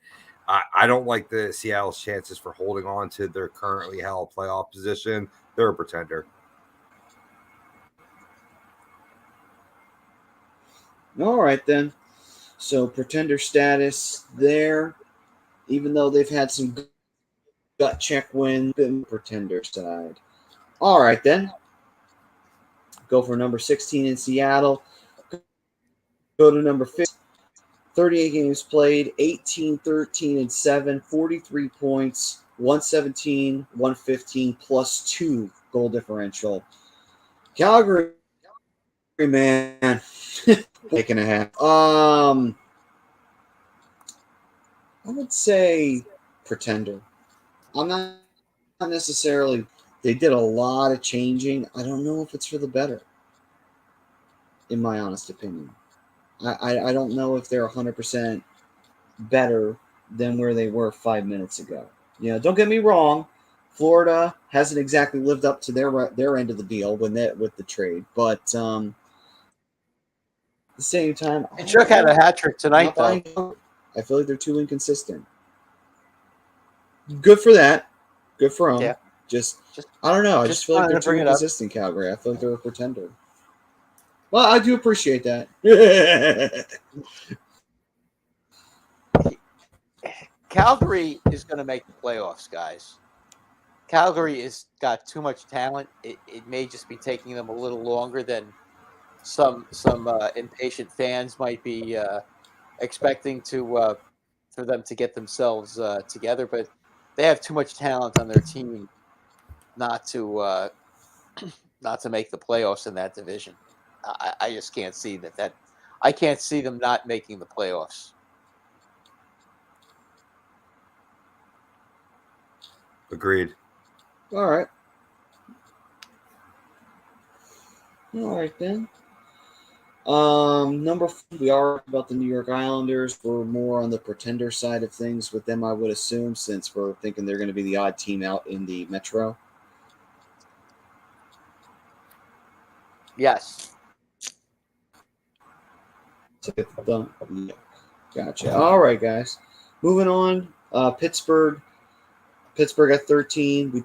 Like we said before, we talked about them with the Metro. Pittsburgh, I don't think they're a contender, but they'll probably make the playoffs. Agreed. Out in the first round, though. Yeah, that's what I got them too. All I mean, right, they're number 12. Yeah. Oh. Go ahead, Rob. No, I agree with you all. They're a pretender in terms of Stanley Cup hopeful, but they'll make the playoffs. Yeah. Anthony says, I don't trust any of these teams. He's right. Number 12, the Minnesota Wild, 21-13-2, 44 points, 116-102, plus 14 goal differential. Minnesota's that kind of team. You know, I think Minnesota could do something. So I'm not gonna say they're a contender, but I think they could make some noise. If they could get going in the playoffs, they could probably upset a team or two. They might be able to do something like that. But I don't think they're a contender necessarily. That might be asking a lot, but you know what? I think they can. I think they can get as far as the. I think they can get past the first round and get into the second round. That I think they can definitely do. Yeah. With that. I have my doubts that they could beat a team like Dallas right now, or the Golden Knights. I have my doubts about that, so I would say they're out in the second round. All right then, Robbie, how are you feeling on them? Well, you boys know I'm a Kirill Mark big time, but they have enough goal scoring. They play good defense. My concern is goaltending when you have an aging Marc-Andre Fleury as your number 1, Philip Gustafsson your number 2. I think they have serious questions between the pipes, so I got them listed as a pretender. All right then. Number 11, the Wolves, 37 games, 23 wins, 13 losses, 1 OTL, 47 points, 118, 95, plus 23 goal differential. That sounds like not the bad Tampa at Bay all. Lightning. There. Is that the Tampa Bay Lightning, by any chance? No. Winnipeg, they're 23-13-1, 47 points, 118 goals for, 95 Wow. goals against, plus 23. Yeah. Winnipeg's having a That's great a year. good hockey team. That's a good hockey team right now. They're a good defensive hockey team. They're hard to score against, and they I'm going to have say strong goaltending. I can see them surprising. I'm going to say contender. I think Winnipeg's got a real good shot this year. They're good. They're good. They're what's his name? Chevelday? How do you pronounce his name? Chevelday, I believe. I think you're right. Chevelday? He's the a solid coach. goaltender. Oh, okay. Oh, yeah. Okay, I'm sorry. Yeah, Good. they're a good team. I think they're definitely a contender this year. Yeah, I'm agreeing. All right, with Robbie. boys. Okay, so yeah, all right, agreed on that. All right, cool. So moving on from Winnipeg, number 10, Tampa Bay. 35 games played, 23-11-1, 47 points, 126 goals, 102 goals plus 24. Tampa, you got to throw in as a contender. I mean, it's hard to say that they're a pretender. Are they having a season that is to die for? No. But you know what? Has Tampa won the Cups at any point in time with a season to die for? No. Like we talked about before, 130 points, they got it swept in the first round. So they do better when they're not having a. Still, Tampa Bay's been playing a lot better lately. They're starting to pick up their game. They got off to a really bad start, but they've been picking up their game. So I wouldn't. I know the Rangers just went down there the other night and lost in a six round shootout. That team's playing real well defensively. So they're picking it up. Winners of their last 3 and 8 out of 10. Yeah, they're playing very good hockey right now. All right then. Yeah, so contender status for the Tampa team Bay nobody. Lightning. They're the team nobody wants to play in the playoffs. Bingo. Because then they get that buzzsaw. Yeah. Yep. They get the buzzsaw out and people just start flying. Yeah, well, Vasilevsky, All right. I'll tell you what, he played a game against the Rangers that I haven't seen a goalie play like that against them all season. I mean, he was absolutely spectacular. He was making sprawling stick saves, diving across the net. I mean, that's just ridiculous how good he was in that game. That's Vazzy for you. Best goalie in the world. Yeah, that's the problem. That's the problem with Tampa Bay. It's him. It's just like when Patrick Roy was playing. Okay, when he was playing with Montreal, or he was playing with or if he was playing with Colorado. Okay, you always hoped in the playoffs that somebody would knock them out of the playoffs before he got rolling. Truth. Yeah. I mean, he was the one guy you're like, oh, please knock them out of the playoffs. Because if not, they're going to go on a run and win everything like they always do. Yeah, otherwise he's going to shut everybody down. Anthony's saying, where is Max Pacioretty going? Because he wants out of Vegas. That's a good question. Was he crying about wanting to get traded yet again? I guess. Where does he think he's going to go with that? It's not the first time. That salary. Really, where does he think he's going with that salary? He's not going anywhere. Nobody could afford him right now, not unless there's a 3-team trade, where one of the bad teams just picks up salary so they can get a draft pick. You know, those kind of trades are hard to make.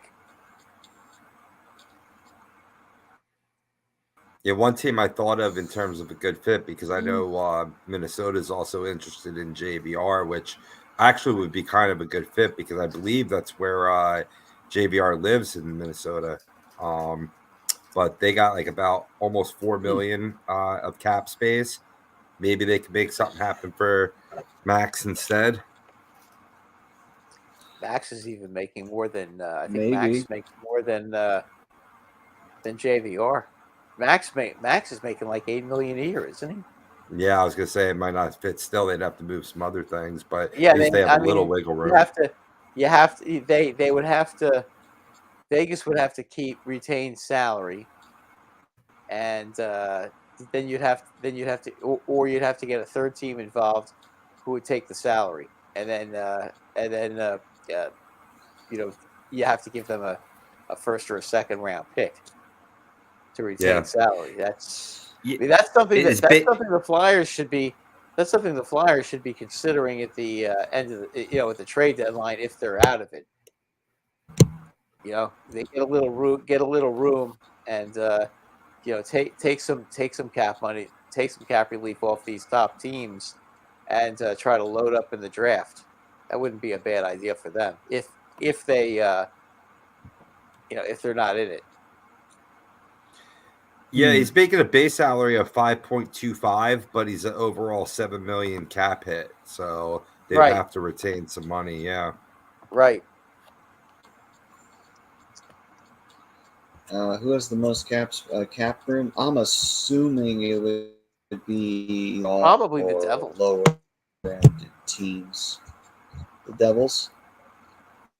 I would bet the Devils are amongst the low or have a ton of cap space, and the Islanders.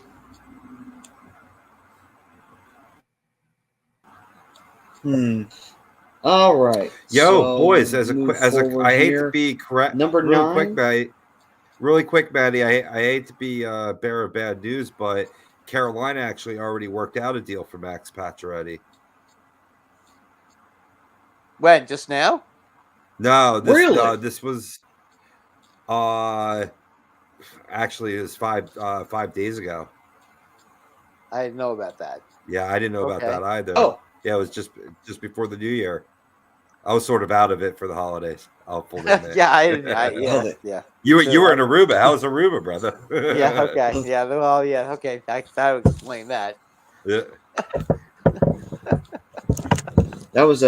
They snuck that shit in at the last minute. Sneaky bastards. Yes. All right. Yes, they did. Isn't he injured right now? Yes, he is too. He's working his way back. They're saying he could debut within 10 days, though. Okay. Oh, so that answers that. All right, so on to number 9, LA. 40 games played, 21, 13, 6, 132, 138, -6 differential. That's the lowest of the top 10s. Pretender. Yeah, I'm kind of feeling that. I'm not feeling. That goal differential doesn't say very high of them. Yeah, that doesn't speak very highly of them to have that kind of goal differential right there. They are giving up. How many goals have they given up? 138. That's way too many. Let's see here. They have given up 138. Yeah, 30 goals for. So I mean, they've been trying to keep up with that, but That's not strong. That's not strong defensive hockey. I actually have them on right now. They're on ESPN with Dallas. I wanted to watch Brian's boy Robertson tonight. See what the deal is with him.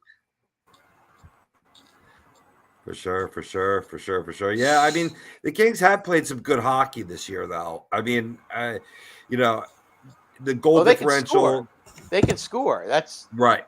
They can score, but they when they're young, they need to have that one guy on the back line that can dominate games and that you can put out there to be a stopper, and they just don't have that yet. Unfortunately, they traded Jake Muzzin. They could really use him right now.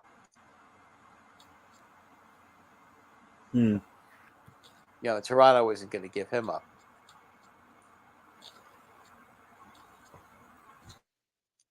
On the West Coast.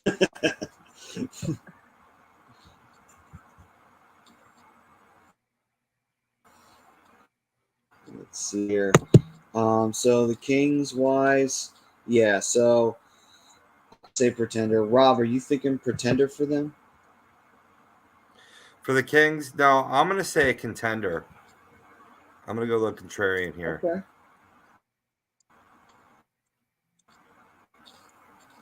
Okay. All right then. Quick is going to need to step up his game. Then. Well, they got a young kid, Copley, too, out there who I like, too, in terms of a good net presence. I mean, a good presence in the net, excuse me.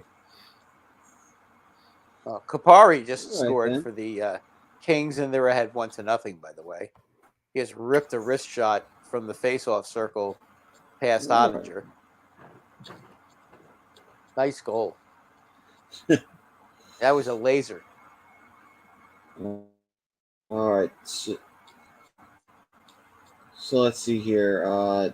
Number 8, 40 games played, 21-13-6. Good for 48 points. Washington Capitals. 131, 113, plus 18. They've been on a real roll lately. I would say they're not a.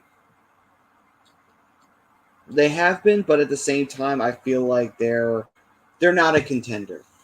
They're a good enough team to make it, but they're not a contender. They're in the same vein as Pittsburgh, I feel. Agreed.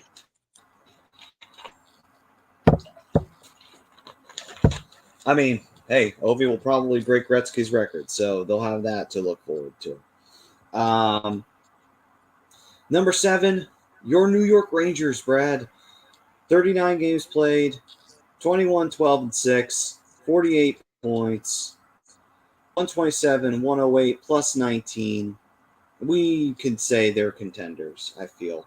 I feel they're contenders. I think they are. You know? I think they are. Yeah. Especially the way I'll tell you what, the way they played tonight, it's weird. They seem to raise their level of play against good teams. The problem is they play like crap against bad teams and don't get enough easy wins. You know, but right. They're gonna be a tough out.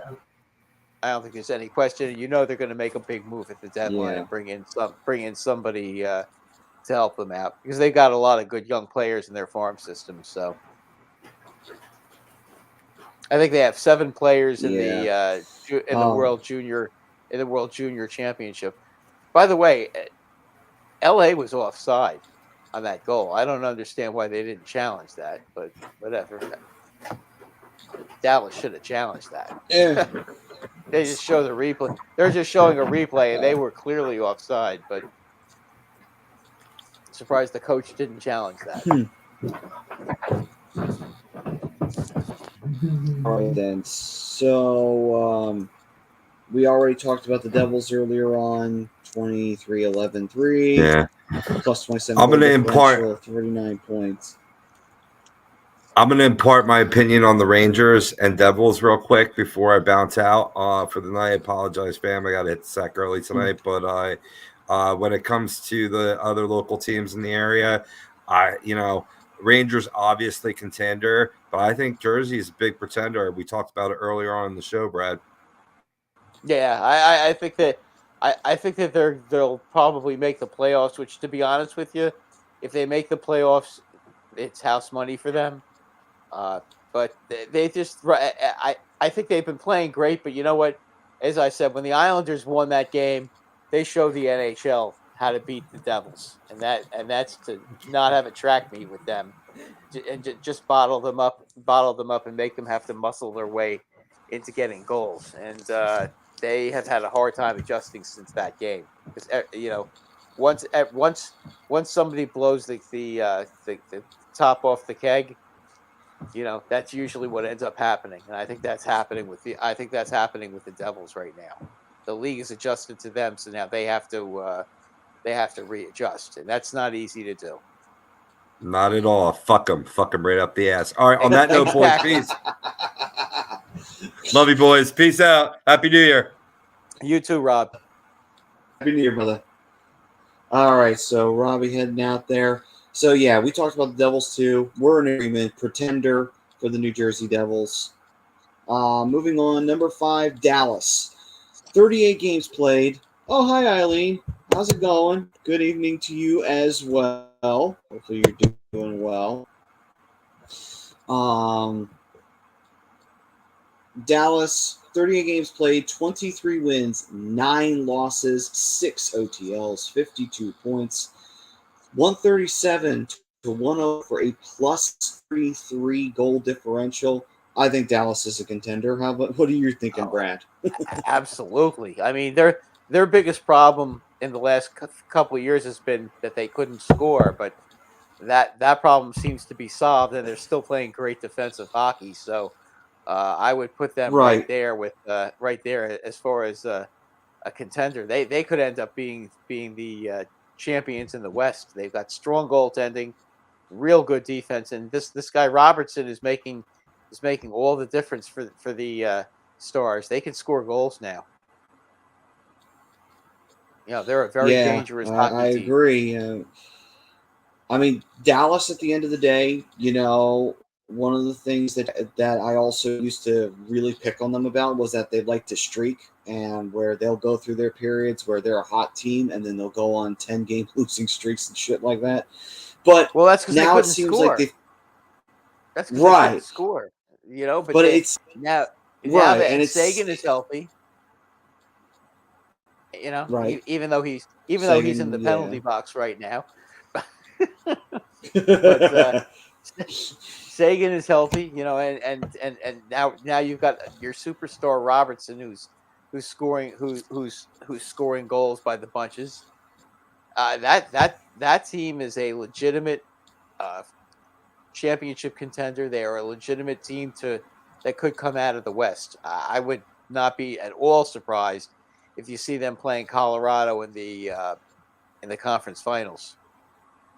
That would be an interesting series. That'd be an exciting one to watch, actually. I think it would be. I think it would be. I don't think Colorado's goaltending is all that. I think that's going to be a major issue for them. So, well, it wasn't all that long ago. Dallas made a surprise run to the Stanley Cup Finals. Dallas is taking another stab at maybe sneaking their way back into this time a positive result.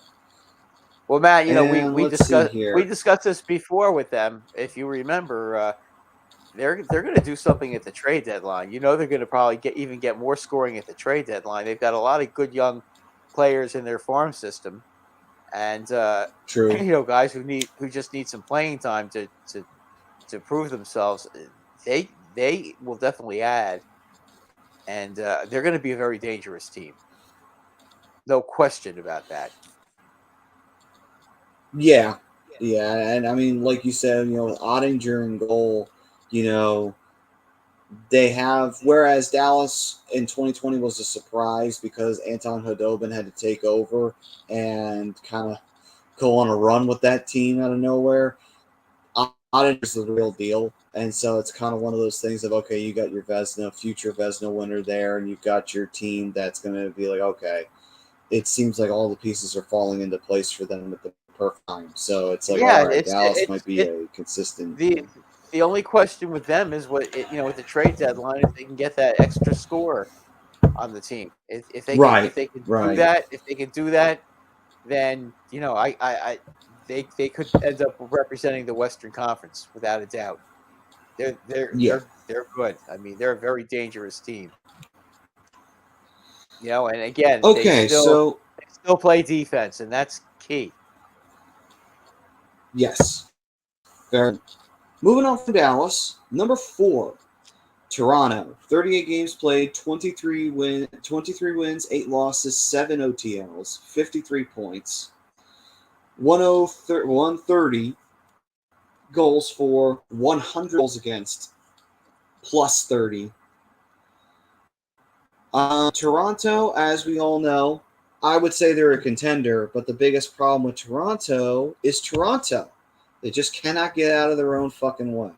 Every time it seems like they're about to do something, It always blows up in their face. Goaltending was an issue for a period of time, but then on top of that, well, defense has been lackluster on multiple occasions. And who could forget the infamous moment when they 4-5 against Columbus in the bubble, and you have this great offensive team, and you couldn't score a fucking goal to save your sorry ass. It's like, Exactly. where's the clutch play? Well, here's the problem for them, okay? Once again, it's starting to look like they are going to play the Tampa Bay Lightning in the first round of the playoffs. So good luck with Right. that. I wouldn't bet. Listen, We I saw wouldn't the be betting on results. them. I wouldn't be betting on them to get out of the first round this year either. Now, how do they Right. beat? I mean, How can they figure out a way to beat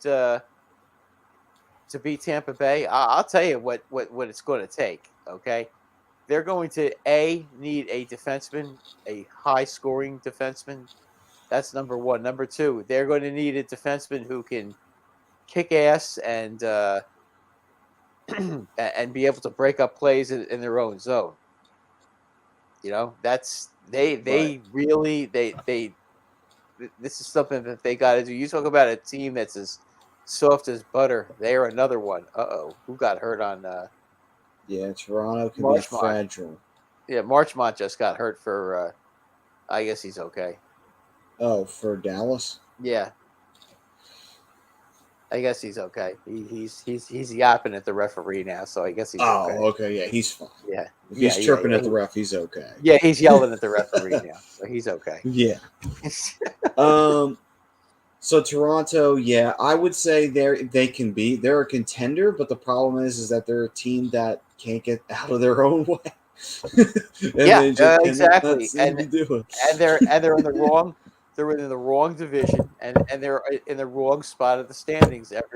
The only way that they can avoid Tampa Bay is to win the division, or beat out, or make sure if they come in fourth, God forbid if they come in fourth, then they'd have to play baseball. Then they'd have to play Boston in the first round. I don't think that'll work out too well for them either. Yeah, after the last three performances they put up against Boston, I don't think they would want to deal. No, that would really be bad too. Yeah, and Boston would just outmuscle. Oh man. So yeah, Toronto. I mean, look, is Toronto contenders? Yeah, they are. But I mean, I saw them play one game this season against the Rangers, and the Rangers demolished them at the Garden. You know, I think they as a matter of fact, I think they shut them out that game, if I'm not mistaken. It was either 3-0. It was either 3-0, 4-0, or 4-1. I can't remember, but they may have scored one goal. But I mean, you know, that team just is not. They're too soft, and they're a one-way team. They can never just shut it down defensively when they have to. You know, that's really the problem with them. And clutch play is not there when playoff time rolls around. So it doesn't help anything. No. All right, then. On to number 3, the Vegas Golden Knights. 40 games played, 26 wins, 12 losses, 2 OTLs, 54 points, 134 to 113 for a plus 21 goal differential. Vegas decided, you know what? We're tired of being treading on this thin ice here for the last couple of seasons. They're tired of that bullshit. They decided to come out this year swinging, and boy, did they come out swinging. And they're at the top of the Pacific Division now. Their goaltending is curious, though. I just don't know if their goaltending is gonna continue to play at a high level all season. I just don't know about that. I mean, I'm not saying they're not good, but they're. I'll be honest with you. Vegas is a pretender. It's like I don't think they're going anywhere. I wouldn't put my money on them in any playoff series right now. No, could they get out of a Pacific series? Yes, I think they could do that. But if you put them up against one of the teams in the Central, I think that team eats them up. Put them up against Colorado. Put them up against Dallas. I think they get spanked. Or Nashville. Or Nashville, yeah, they get spanked. They're out. Yeah, I agree. So I agree. I don't see it. I think they're lucky that they're out there in the Pacific right now, because that the Pacific still is not is a very poor division. So they'll be yeah, able to get away with it because they play in that division, and they play with a lot of teams that are not that are not playing up to snuff. Let's just try to say it nicely. let's just say the Pacific Division's been pretty subpar for the last like 6 Yeah. years. Would you say it's been like less than exemplary? Yeah, it's probably the Yeah. worst division in the entire league. Yeah, there you go. That's a pretty accurate. That's a pretty accurate description of that team. Yeah. If you could rank the divisions in terms of how tough they are, I would say number 1 is the Metro, number 2 is probably the Central, number 3 is the Atlantic, and the last place is Pacific all day. Yeah, If you had to look at that. I mean, look, there's a lot of really great individual talent in the Pacific, Right. but Right. I mean, McDavid, and you can, Draisaitl And yeah. and Hubert O, and I mean, there's a few really, really, really talented players out there, but on a whole, if you notice, I haven't mentioned any defensive players. No. or goalies for that matter. I know, because Vancouver, the Canucks probably have the best goaltending in the division, but the Canucks are a god awful team still. I know. That's a team that I feel like they might actually have to do a rebuild from a rebuild at this point. It's like Christ. How about JT Miller? How about JT Miller the other day blowing away one of his own players? Yeah. I mean, you talk. This guy is supposed to be like the leader of the team, and he's yelling at players on the ice. He's yelling at it. He's smacking his goalie on the shoulder with his stick and yelling at him to get off the ice. Behind the net. I mean, who the hell does? If that doesn't tell you a disorganized team, holy shit! Oh man, I'm just That's thinking, yeah. Could you imagine like if one of the Flyers did that to Hextall? Actually, would have pummeled. Yeah, or if Ray Emery was in goal and somebody started whacking him on the shoulder, yelling at him to get off the ice, in front of 17,000 fans. I mean, Eileen, by the way, disagrees to the poll. Yeah, JT didn't look too good doing that. I think he may have made a serious blunder. That's not the way to make friends and influence people, especially on your own team. With that big contract he just signed, he's not going anywhere. All right. No, he's not. All right, let's talk about number 2 here. Carolina, 38 games played, 25 wins, 7 losses, 6 OTs, 121.99 plus 22. Contender. I've been waiting to see Carolina have that run. We'll see if they get that result, but they are a contender. They just had it. It's just they just had it. They just had it. They won 11 in a row. Well, I'm talking about playoffs wise, but Okay, I mean, they did just win 11 in a row. That's a pretty nice run. That's a good run for the regular season. Yes, I'm not going to take that away from them. But again, as far as the playoffs are concerned, it's not going to be easy for them. They still have trouble scoring goals. They don't score enough, and that is going to continue to be a problem unless they address it. They're hard to play against. They're a terrific defensive team. They're a very sturdy and strong team. They're an in-your-face team, but they really need They really, I mean, what they need is a guy like, say, Stamkos. That's the kind of guy they need if they're going to get to the next level. I don't think they can get to the next level right now. I just don't think they have enough goal scoring. All right, then. So would you say they're a pretender? No, I can't say that because I don't want to sell them short because they're a good team. I don't know how I don't see them getting past the second round of the playoffs though. I can understand. That's Anthony going to be very. saying, Yeah, I don't see it, but I could be. I mean, I could be wrong, but just don't see it happening. all right, then. Anthony's saying that JT Miller is the Reggie Leach with the Canucks, and then Eileen said, "Not too shabby, winning 11 in a row." Yes, sir. No, that's true. That's very good. They play, and also tough for them, in my opinion. And they play in the toughest division in the NHL, which is one of the reasons why I think it's True. why it's so hard for them. It's going to be very hard for them in the playoffs because any one of those teams that we've mentioned could beat them in the playoffs. Right. And she says, agreed. I don't think they'll get past the second round. Yeah. All right, then. Moving on from Carolina. Number 1, Boston. 37 games played, 29 wins, 4 losses, and 4 OTLs, 62 points. A goal differential obviously of they are 140.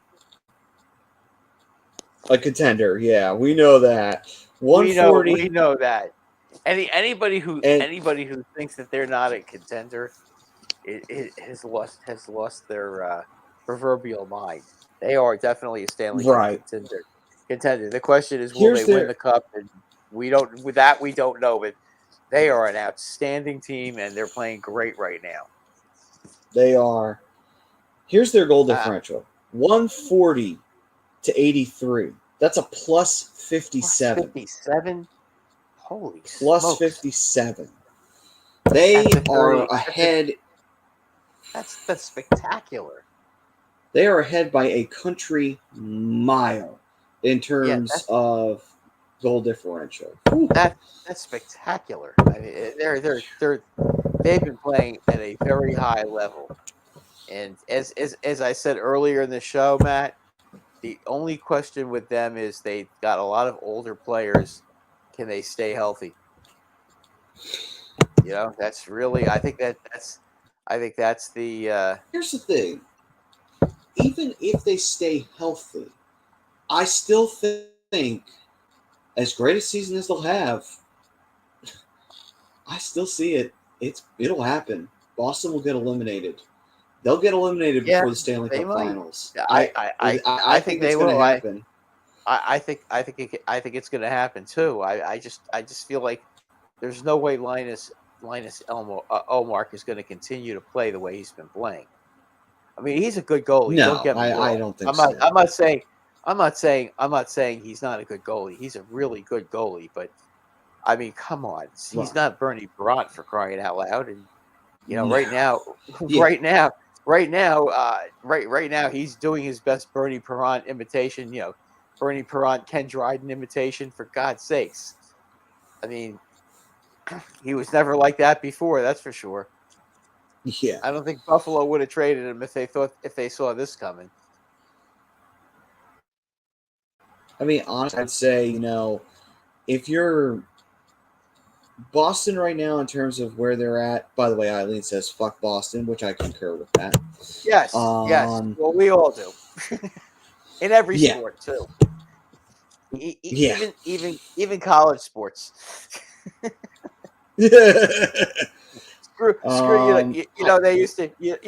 In Cornell. My sister went to Cornell, and when Boston University came to play them in hockey, they used to do that that song, and at the end they used to yell "Screw BU." Used to yell "Screw BU."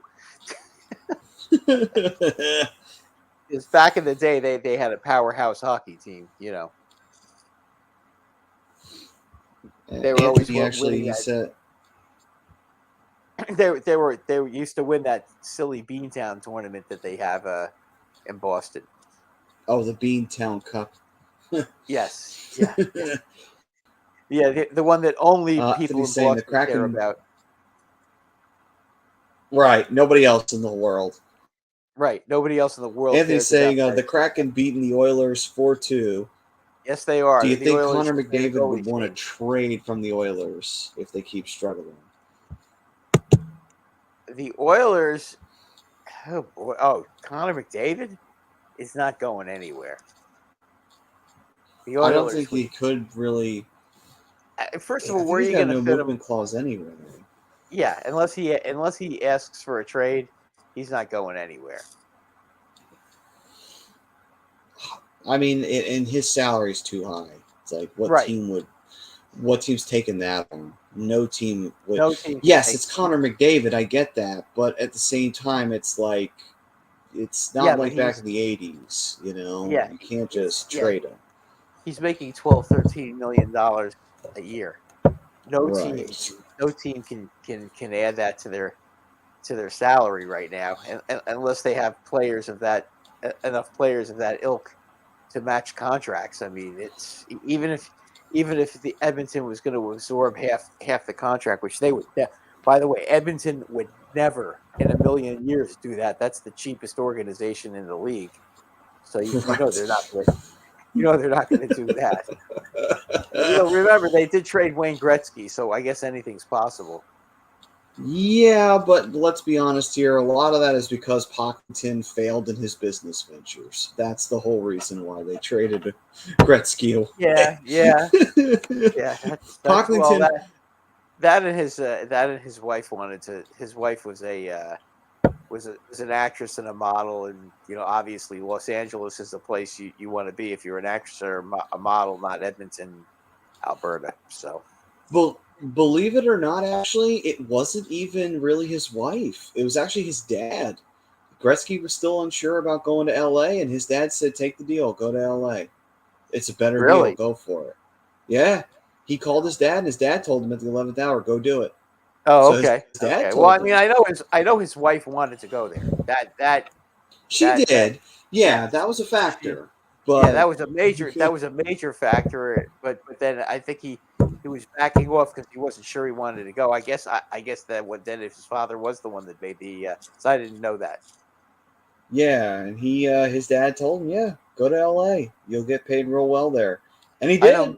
I know Messier's dad told him when he had a chance to go to when Edmonton traded him to the Rangers. I know that he had some second thoughts about it, and his dad Doug said go, and his dad is his agent too. So, I mean, honestly, yeah, if I was Messier, I would have gotten out of there too, because by that point too, they had won their 5th cup without Gretzky. Messier proved that the Oilers could do this without him.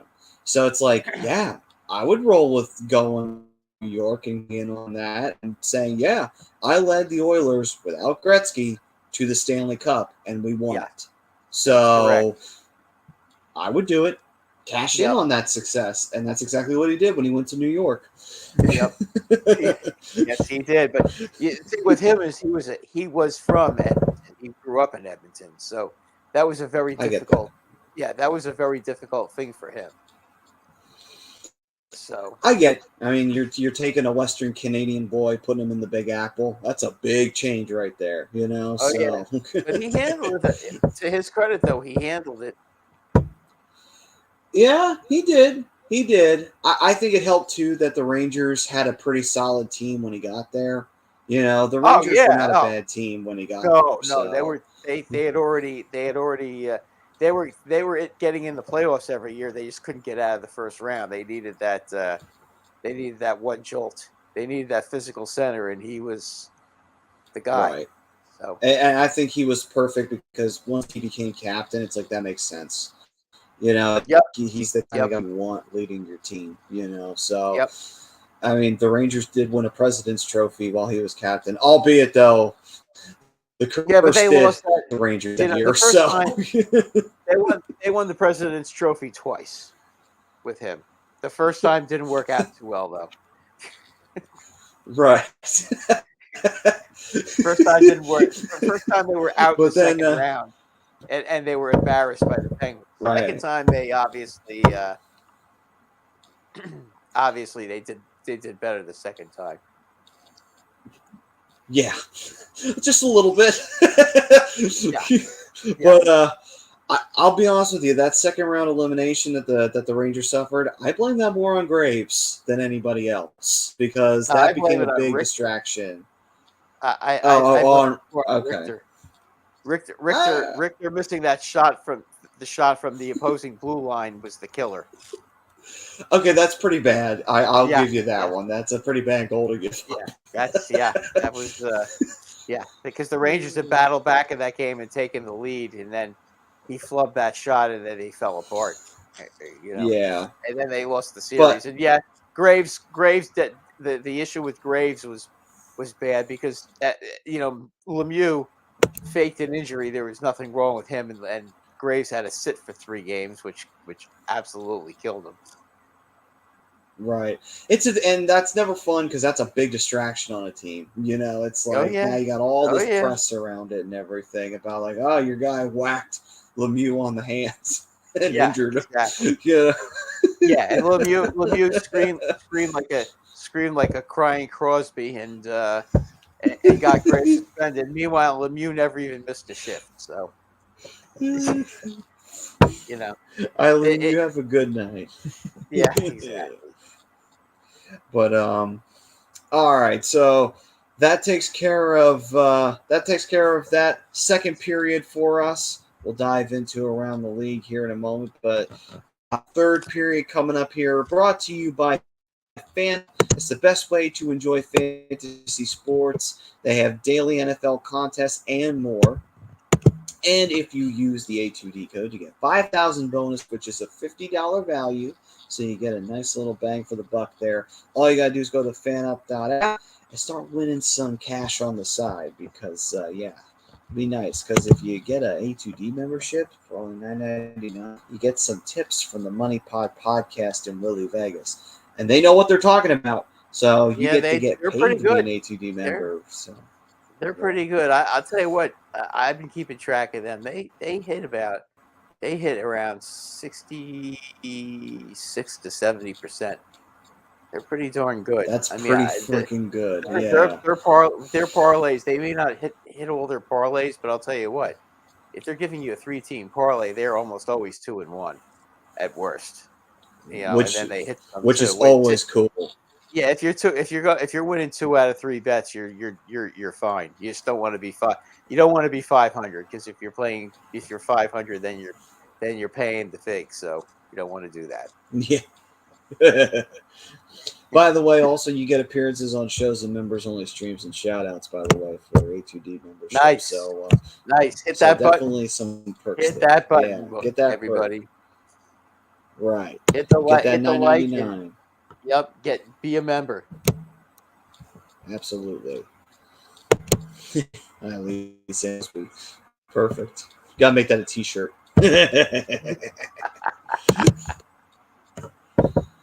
All right. So moving on to around the league, I do believe it would be a good time for us to give a scoring update before we dive into any topics that might be pressing from around the league and news-wise. So for tonight's games, get started up here. Let's see here, pull that all the way back down here for tonight. All right, so starting off with tonight's scores, the Panthers getting a win 5-3 over the Coyotes. I would say that means something, but everybody beats the Arizona Coyotes, except the Flyers. As for that, the Senators and the Blue Jackets. The Senators shutting out the Blue Jackets 4-0. Blue Jackets not having a great year. Sens taking advantage of that. The New York Rangers getting a win over the Carolina Hurricanes, ending their 11-game win streak 5-3, the final score with an empty netter. The Toronto Maple Leafs take an L in the shootout. The Blues beat them 6-5. And definitely a tough loss to take for the blue and white there for the Leaf.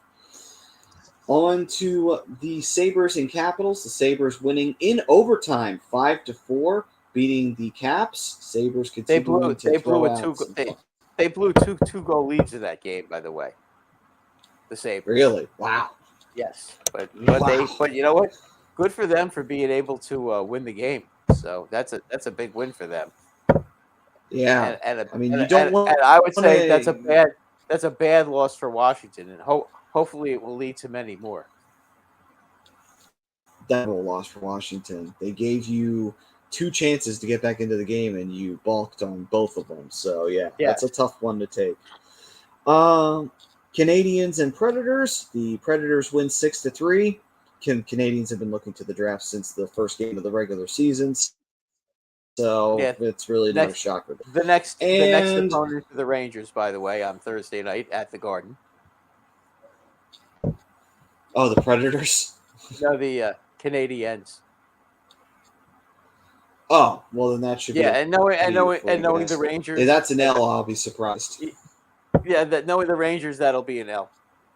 You know, they'll stop Carolina's 11-game winning streak, and then they'll go out and they'll like have an overtime loss to the Penguins, to the Canadians. That would be just so typical of the way they things that they've done this season. Well, I feel like you're half-assing that. Don't you mean a shutout? That the Rangers don't score anything and they get shut out by the Canadians. That won't happen. They'll score. They'll score. They'll lose like an ugly 4-3 game. You know, okay. Like they'll lose it overtime or in a shootout or something stupid like that. Because that would be just like them to do that. All right then. Jets and the Flames. Western Canada battle here. The Jets get the win 3-2 over the Calgary Flames. And the Lightning and the Blackhawks battling it out with only 2:20 left in the third period. And it is 3-1 Tampa Bay, trying to hold on to a 2-goal lead. In period 3, between the Kraken and the Oilers, 18:20 left in that. Kraken are up 4-3 on the Oilers. Very high-scoring game there. A lot of high-scoring games out there in the Pacific Division. Period number 2, with 19 minutes in that, the Islanders are down against the Canucks 1-0. Good. And the game that you're watching currently in Enders 1-0 Kings. And that is our scoring update for around the league. And we move on. Any major news topics you wanted to talk about, Brad? You know, honestly, I think all I wanted to talk about would be Ovi, how he just continues to score and score and score. I mean, he's just done an incredible job. And by the way, the Islanders just tied it up, so it's 1-1 now in Vancouver. All right then. Too bad. So, that's, you know, oh God, the Vancouver Canucks just went and made a turnover at center ice, and they scored on a 2-on-1. So that's what happens when you turn the puck over at center ice. Just stupidity. Couldn't happen. Couldn't happen to a 19. Yeah. And Anthony's saying, I can't believe Yager's still playing high level of hockey. Yeah, man. Good old Yogs, the ageless one himself. Where is he playing now? He's playing in the Czech Republic. He's playing for the team that he owns, actually. Oh, okay. So then nobody can take him out of the game then. No, except himself. Yeah, exactly. And right now, Alex Ovechkin, by the way, for everyone out there keeping track, 808 in terms of goals. He passed Gordie Howe about a week ago, 2 weeks ago, somewhere around that range. Yep. And still going strong. Still very much going strong. In 1,314 games, too. So just amazing how he was able to do that. And yeah, I mean, he's only got 1,457 points, so I don't know if he'll break Gretzky's points. But no, he's got. Listen, Gretzky had 2,000 assists. Right. Okay, so just to put it in perspective, he had 2,000 assists to go with his 98 goals or whatever, Yeah. however many he scored. So yeah, I mean, Ovechkin's not getting 3,000 points. Unless he plays till he's 60. Right. So, So 808 goals for Ovechkin. Wayne Gretzky is sitting at 894. So okay, there you go. essentially, I would say I think he's going to break the record. I think he will. What do you think? 2-3 seasons? Maybe. I'm thinking more on the 2. I think he could break it. Well, he's got a half a season left. Figure he'll get another 20 this year, Right. so he'll be 60 behind. So something like that. Yeah. So and he'll probably. I mean, I consider 40 a year. I'm basing it on 40 a year. Yeah, 24, 25. He'll do it. Yeah. All right then. So a couple seasons from now. Yeah. He'll be the top goal scorer of all time. Yeah, or maybe 25, 26. I think 25, 26. He'll break it. As long as he can stay healthy, he'll be fine. Right. I mean, Speaking you know what of the thing Yogs, is with him? He's so big that even when he slows down, really, really starts to slow down, he can just stand in front of the net and get garbage goals because he's still so big and strong. So right. He could be that guy who can who could be the guy screening the goaltender in front of the net. He'll be the Steve Shutt of the Lafleur Lemaire Shutt line. After Lafleur fakes everybody out and gives it to Lemaire for his 110-mile-an-hour slap shot that hits the goalie, that hits and literally knocks the goalie out. Shutt will be there to score 60 goals every year. Back in the 70s, perfect. He had the best. Back in the 70s, he had the best job ever. I mean, those guys used to scare everybody. That's true. I can understand why. So here's something interesting. By the way, Anthony's saying that Yogs would fit the Flyers. If he hadn't retired from the end. Yeah, if he hadn't retired from NHL, right? Which is true. He retired from the NHL. He didn't retire from hockey. He retired from the NHL. Yes. But Yogs, he's actually number 4 in the all-time scorers. He has 766 goals. So he a little ways behind Gordy. He's number 4 all-time in the goal scoring. Yeah, that's no disgrace. No, not at all. 4th is very respectable here. Oh, yeah. Here's an interesting little factoid, too. Looking at the top goal scorers, Yogs and Ovechkin are the only 2 Europeans in the top 10. They're the only 2. Yeah, but look, because the closest one to them, the closest one is Teemu Selanne, and he's number 12 with 684 goals all the time. Got it. So everybody else is Canadian, right? Actually, all but one. There's one American that's in here.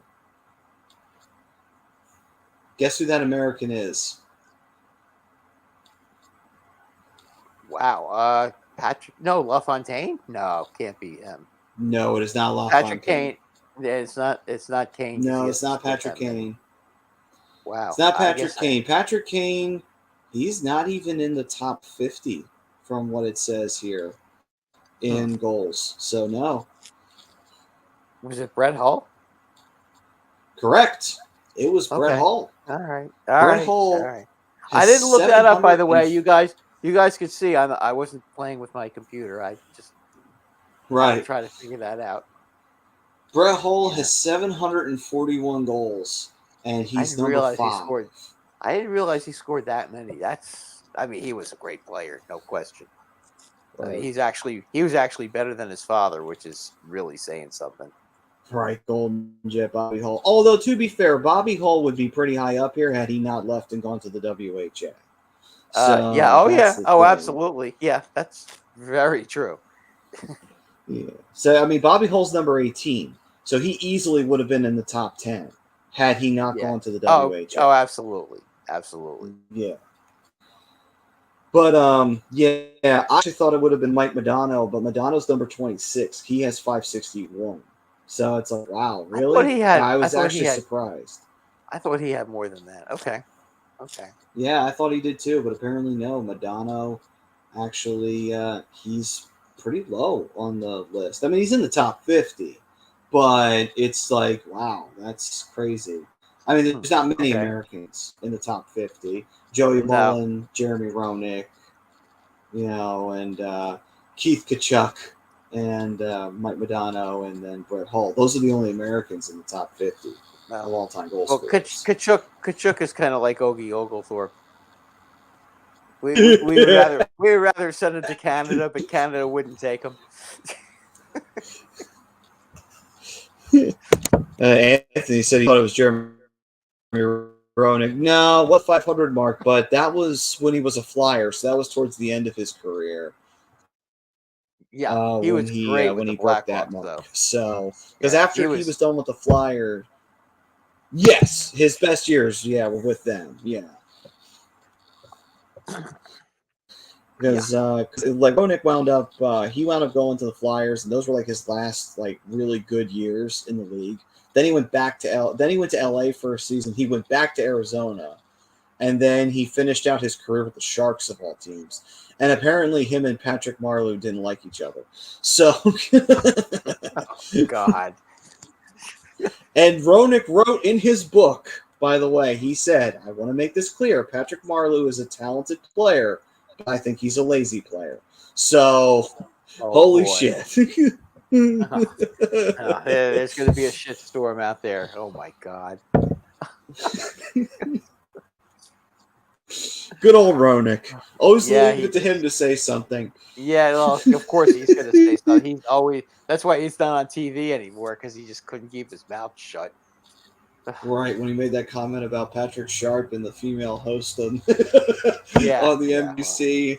Yeah, you can't do that. Yeah, you can't do that. You got it. You got it. Yeah, I mean, Aikman is lucky. He didn't get canned for saying something about the quarterbacks wear a dress now. Remember that comment? Yeah. Yeah. Something about Tom Brady and a pass interference call, and he said the quarterbacks in the NFL wear dresses now, something like that. I can't say that. Not on TV anyway. Anthony's saying, Brad, you were right. Ogie was Bob Probert or Scott Stavinoff of the NHL. Yeah. There actually that Oglethorpe character was actually a real hockey player. I can't remember the guy's name, but he was apparently he was arrested 12 times during his career, and he was an American. He was an American player, and they tried to. And I think I don't remember what team he played for, but he played in the 30s, and I think one of the American teams, it may have been Boston, tried to trade him to one of the Canadian teams, and the government wouldn't let him. The government said no. There was a big story. Yeah, there was a story about it, and so that character was a real character. It wasn't him, obviously, but it's pretty funny though. That is great. Yes, all right then. My hot take though for the week is that the Boston Bruins continue to roll, and there's nothing bad that you can say about them right now. They're just a great hockey team. And I think we were talking about dark horses for the playoffs, correct? Yeah, but before we do that, before we continue forward with the shootout, let's wrap up the third period here with the sponsor. Okay. Third period, as well as the comments. So comments from all the fam out there. We love you guys. Thank you very much for your comments. Gleason's Bar, located 6700 Mill Creek Ave, Levittown, PA. Use the promo code AGD for 10% off your order whenever you dine in, take out, you go online at Gleason'sBarandSteaks.com. So get yourself some good food if you're ever in the Levittown, PA area. That's for the comment sponsor there for all you guys. Thank you very, very much for being that. You guys are the lifeblood of A2D. Also, Shootout, brought to you by Alonzi Travel, specializing in creating the vacation of your dreams at Disney. Your heart calls to. Let their talented team of travel experts create a custom vacation for you. I mean, hey, listen, if you want to head to Aruba, just like our good bud here, Brad, decided, hey, give Alonzi a call. Maybe they can work out a nice little package for you to go on down to Aruba and Give them a call and go to Aruba. Aruba is the best weather ever. Right. It's always Beach must have been great. 80. Oh, it's always 80 degrees and sunny. It's just such a perfect place, and there's always a nice breeze too. Nice. I'm sure catching the rays and sunshine must have been a real good time for you there. Oh yeah, I've been there. I've been there quite a few times, and I love that place. Try to get there whenever I can. So that's the it vacation Well, spot no, for actually, you. St. Thomas is the it vacation, but there's only there's only so many. Yeah, I like St. Thomas a little better because they're a nicer beach. The beaches are nicer there, but Aruba's weather's the best, and their food's better. All right then. So, on to that. Your hot take of the week was that the Bruins would keep on rolling for the shootout segment. I'll give my hot take in a minute, but we'll roll to the other hot takes. Starts of the playoffs. The Detroit Red Wings. I was thinking the exact same thing. Yeah, the Red Wings would be my dark horse as well for the playoffs this year. Yeah, there you go, Don. Don't say we didn't do anything. Yep. Now, you know what? If they were doing real well, and I think Dylan Larkin that got hurt? Yeah, it was. It was Dylan Larkin. I think so, actually. Some time, and then they went on an unfortunate losing streak, and right. Well, we'll see. We'll see if they're very young, and that team is growing. They're going to get better and better, and one of these days, one of these days, the Penguins or Capitals are going to not make it, and you'll see that team get there. Just don't know if they can get it. Don't know if they're capable of getting 100 points. Still seems like the Eastern Conference, you got to get 100 points if you want to make the playoffs. Don't know if they're capable of doing that just yet. But if it's not, if the level is 95 points, I think Detroit could do that. They could, yeah. 100 is a lot to ask for, but 90 something, yeah, I could see it. Yeah, if it's like 92 to 95, I think they have a shot. Right. Well, let's see here. Team likely to miss the playoffs. Oh, this is a layup. The Flyers and the Sharks for me. That's just there. What about you, Brad? The Vancouver Canucks. There you go. The entire Pacific Division. Let's just roll with that. Yeah, there you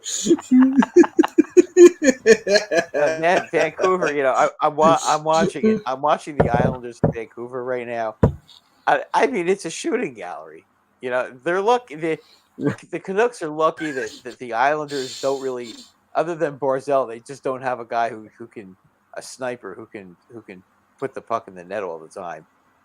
Like Bossy used to do. They don't have that guy now. But I mean, they're just shot after shot after shot. It's ridiculous. I understand that right now they're on a power play, but this was going on before they went on the power play. So,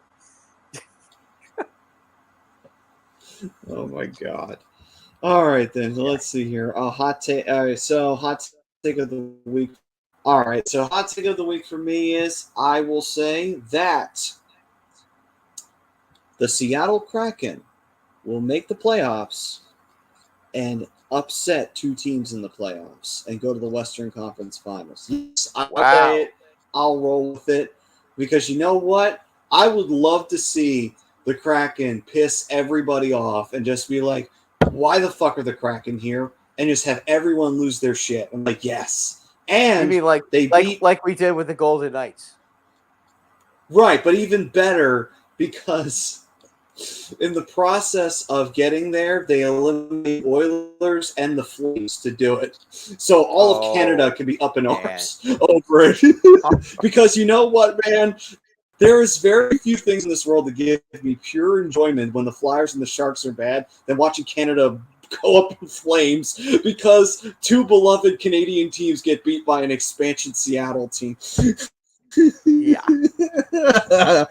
And Toronto gets eliminated in the first round again, like they always do. Yeah, exactly. Yeah, bad news. The Islanders cannot tell me. scored again. Oh, okay. I think it was. But here's the thing, though. Pajot scored. Oh, okay. Of course, it was on a rebound. Finally did something. Of course, it was on a rebound because, and of course, Barzal set up the play. There you go. Yeah. Well, yeah. I mean, that just makes sense. Be crazy if not. But I mean, I'll be honest with you though, Brad. You got to admit, as a hockey fan, there is nothing that gives me more joy than watching all of Canada get pissy about the fact that a Canadian team is not going to win the Stanley Cup every year. So why it warms the cockles of my heart to watch Canada suffer every year without the cup. They, you know, especially Montreal fans. Right. They were such they were such spoiled fans. You know, back in like in the 80s and the 90s, they were so spoiled. I mean, they had it so good because they won for so long and they were so good. And there was no draft, you know, back in the day. So all the junior players wanted to play for the Canadians and all the French Canadian players wanted to play the Canadians. You know, I can remember a game when Yvan Cournoyer, who was one of the great players that they ever had a breakaway and hit the post, and they booed him off the ice. I mean, this is how. Yes, they booed it. They booed him off the ice because he missed on a breakaway.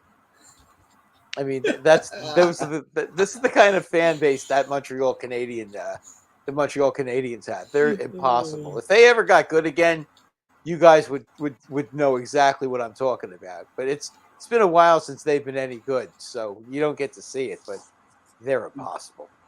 Well, it is virtually impossible for them to get back to those levels since there's a salary cap these days. But and the draft. I mean, can you imagine a league where there's no draft? Right, it's much more fair. All the rookies were free agents.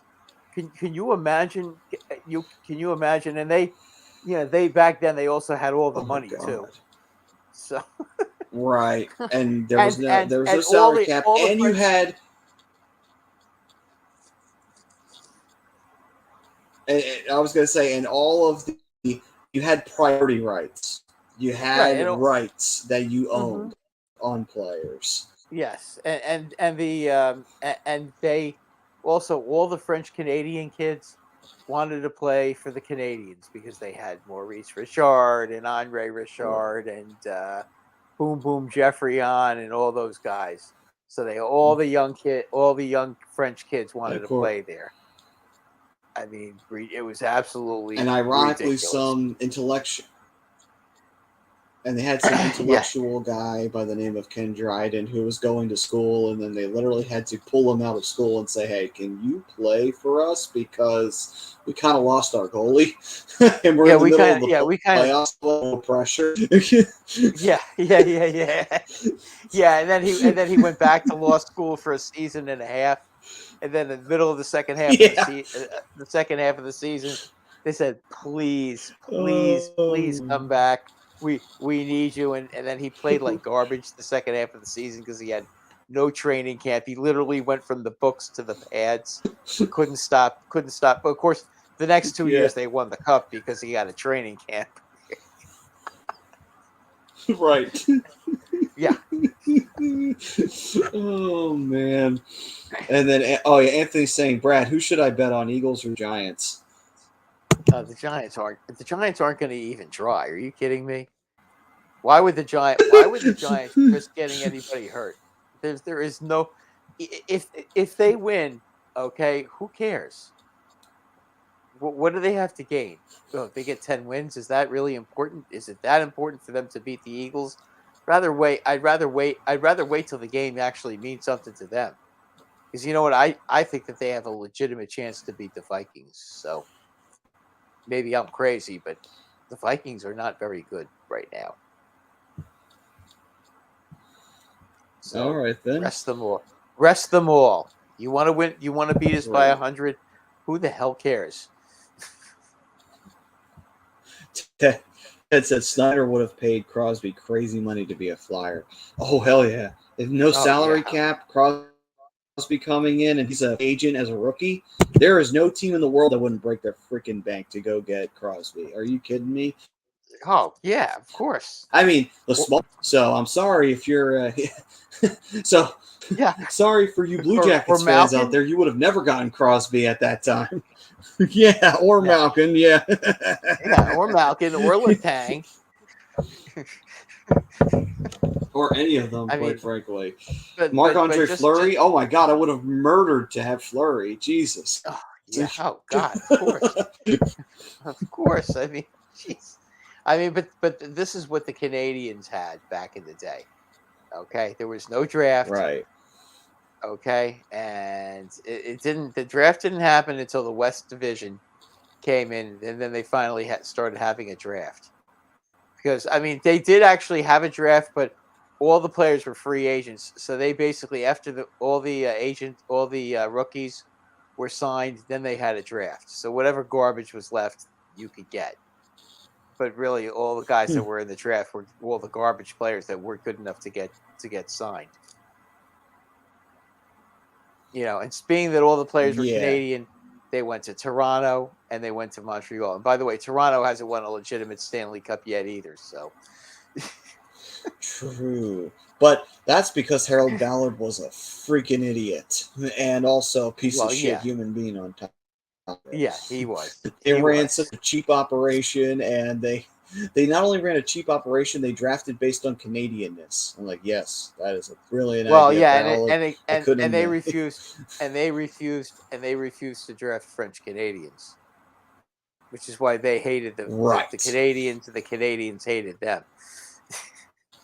You know, I mean, they were more worried about bringing. What's funny though is that Frank Mahovlich.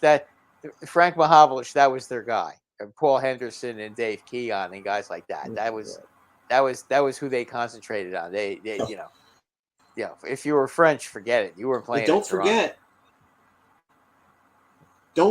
too. Don't forget one of Harold Ballard's favorite players and the guy who actually liked him, Tiger Williams. So, yeah. Oh, Tiger Williams. Yeah. He had even less. He had even less talent than Ty Domi or Ryan Reeves. That's hard to believe, but he had less talent than them. He could fight, but that was pretty much it. But here's another funny one too. I will say this though. I will thank you, Harold Ballard, for being and hating Daryl Sittler because he wanted to have a union because the Flyers gladly took him. So Yeah, I know. I remember when they traded him to the Flyers. I was so mad because I was like, I wanted the Rangers to get him because I was like, oh my God, Ballard just pissed off another one. And then when he went and he got these two Swedish guys, and this was the year before they got Salming. They got this one guy, Inky Hammerstrom, I think his name was, right? And Ballard was so mad at him that he went and said publicly that if he went in the corner with a dozen eggs in his pocket, none of them would break.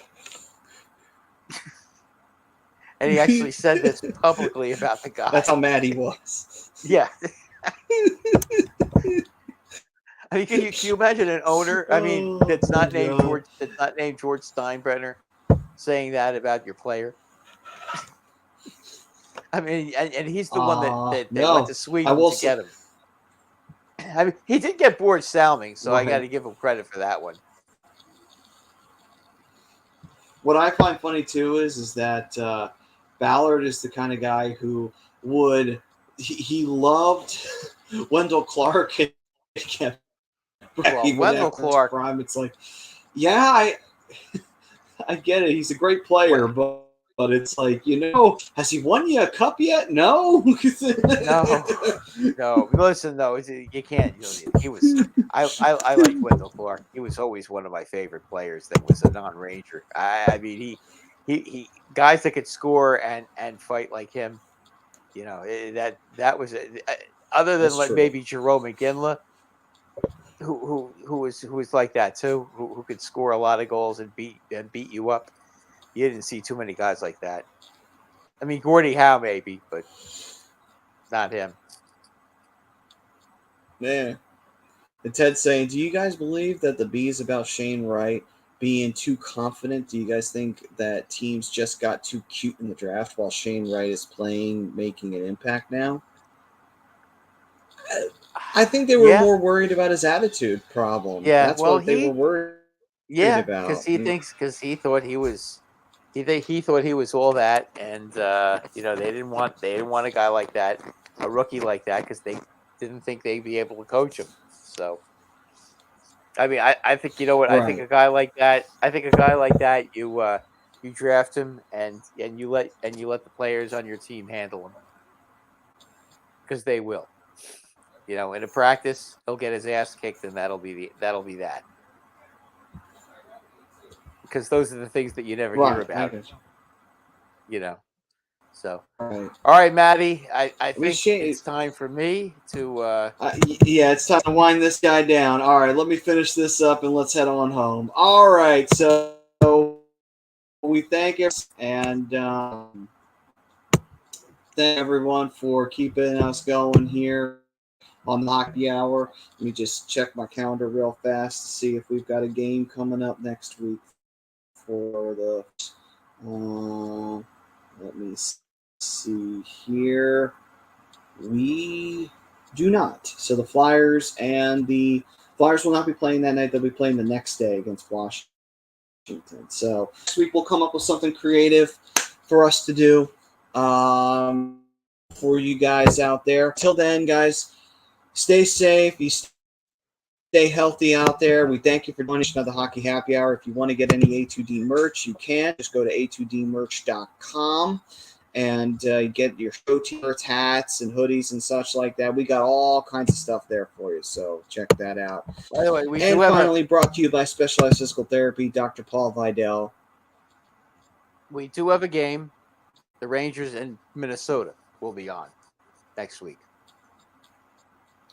On Tuesday. Okay, night. So should be a beauty. Minnesota Wild, so we'll take a look at that. That should be fun. So, that should be a fun one to watch. Should be. Kiprusoff and Panarin. Right. Face off. So it was fun, and we'll talk to you guys. Very interesting. We'll talk to you guys. Yeah, we'll talk to you guys next week. Specialized Physical Therapy. Make an appointment online, specializedphysicaltherapy.com. Peace and love. Good night. Stay safe. Stay healthy. We'll see you next week.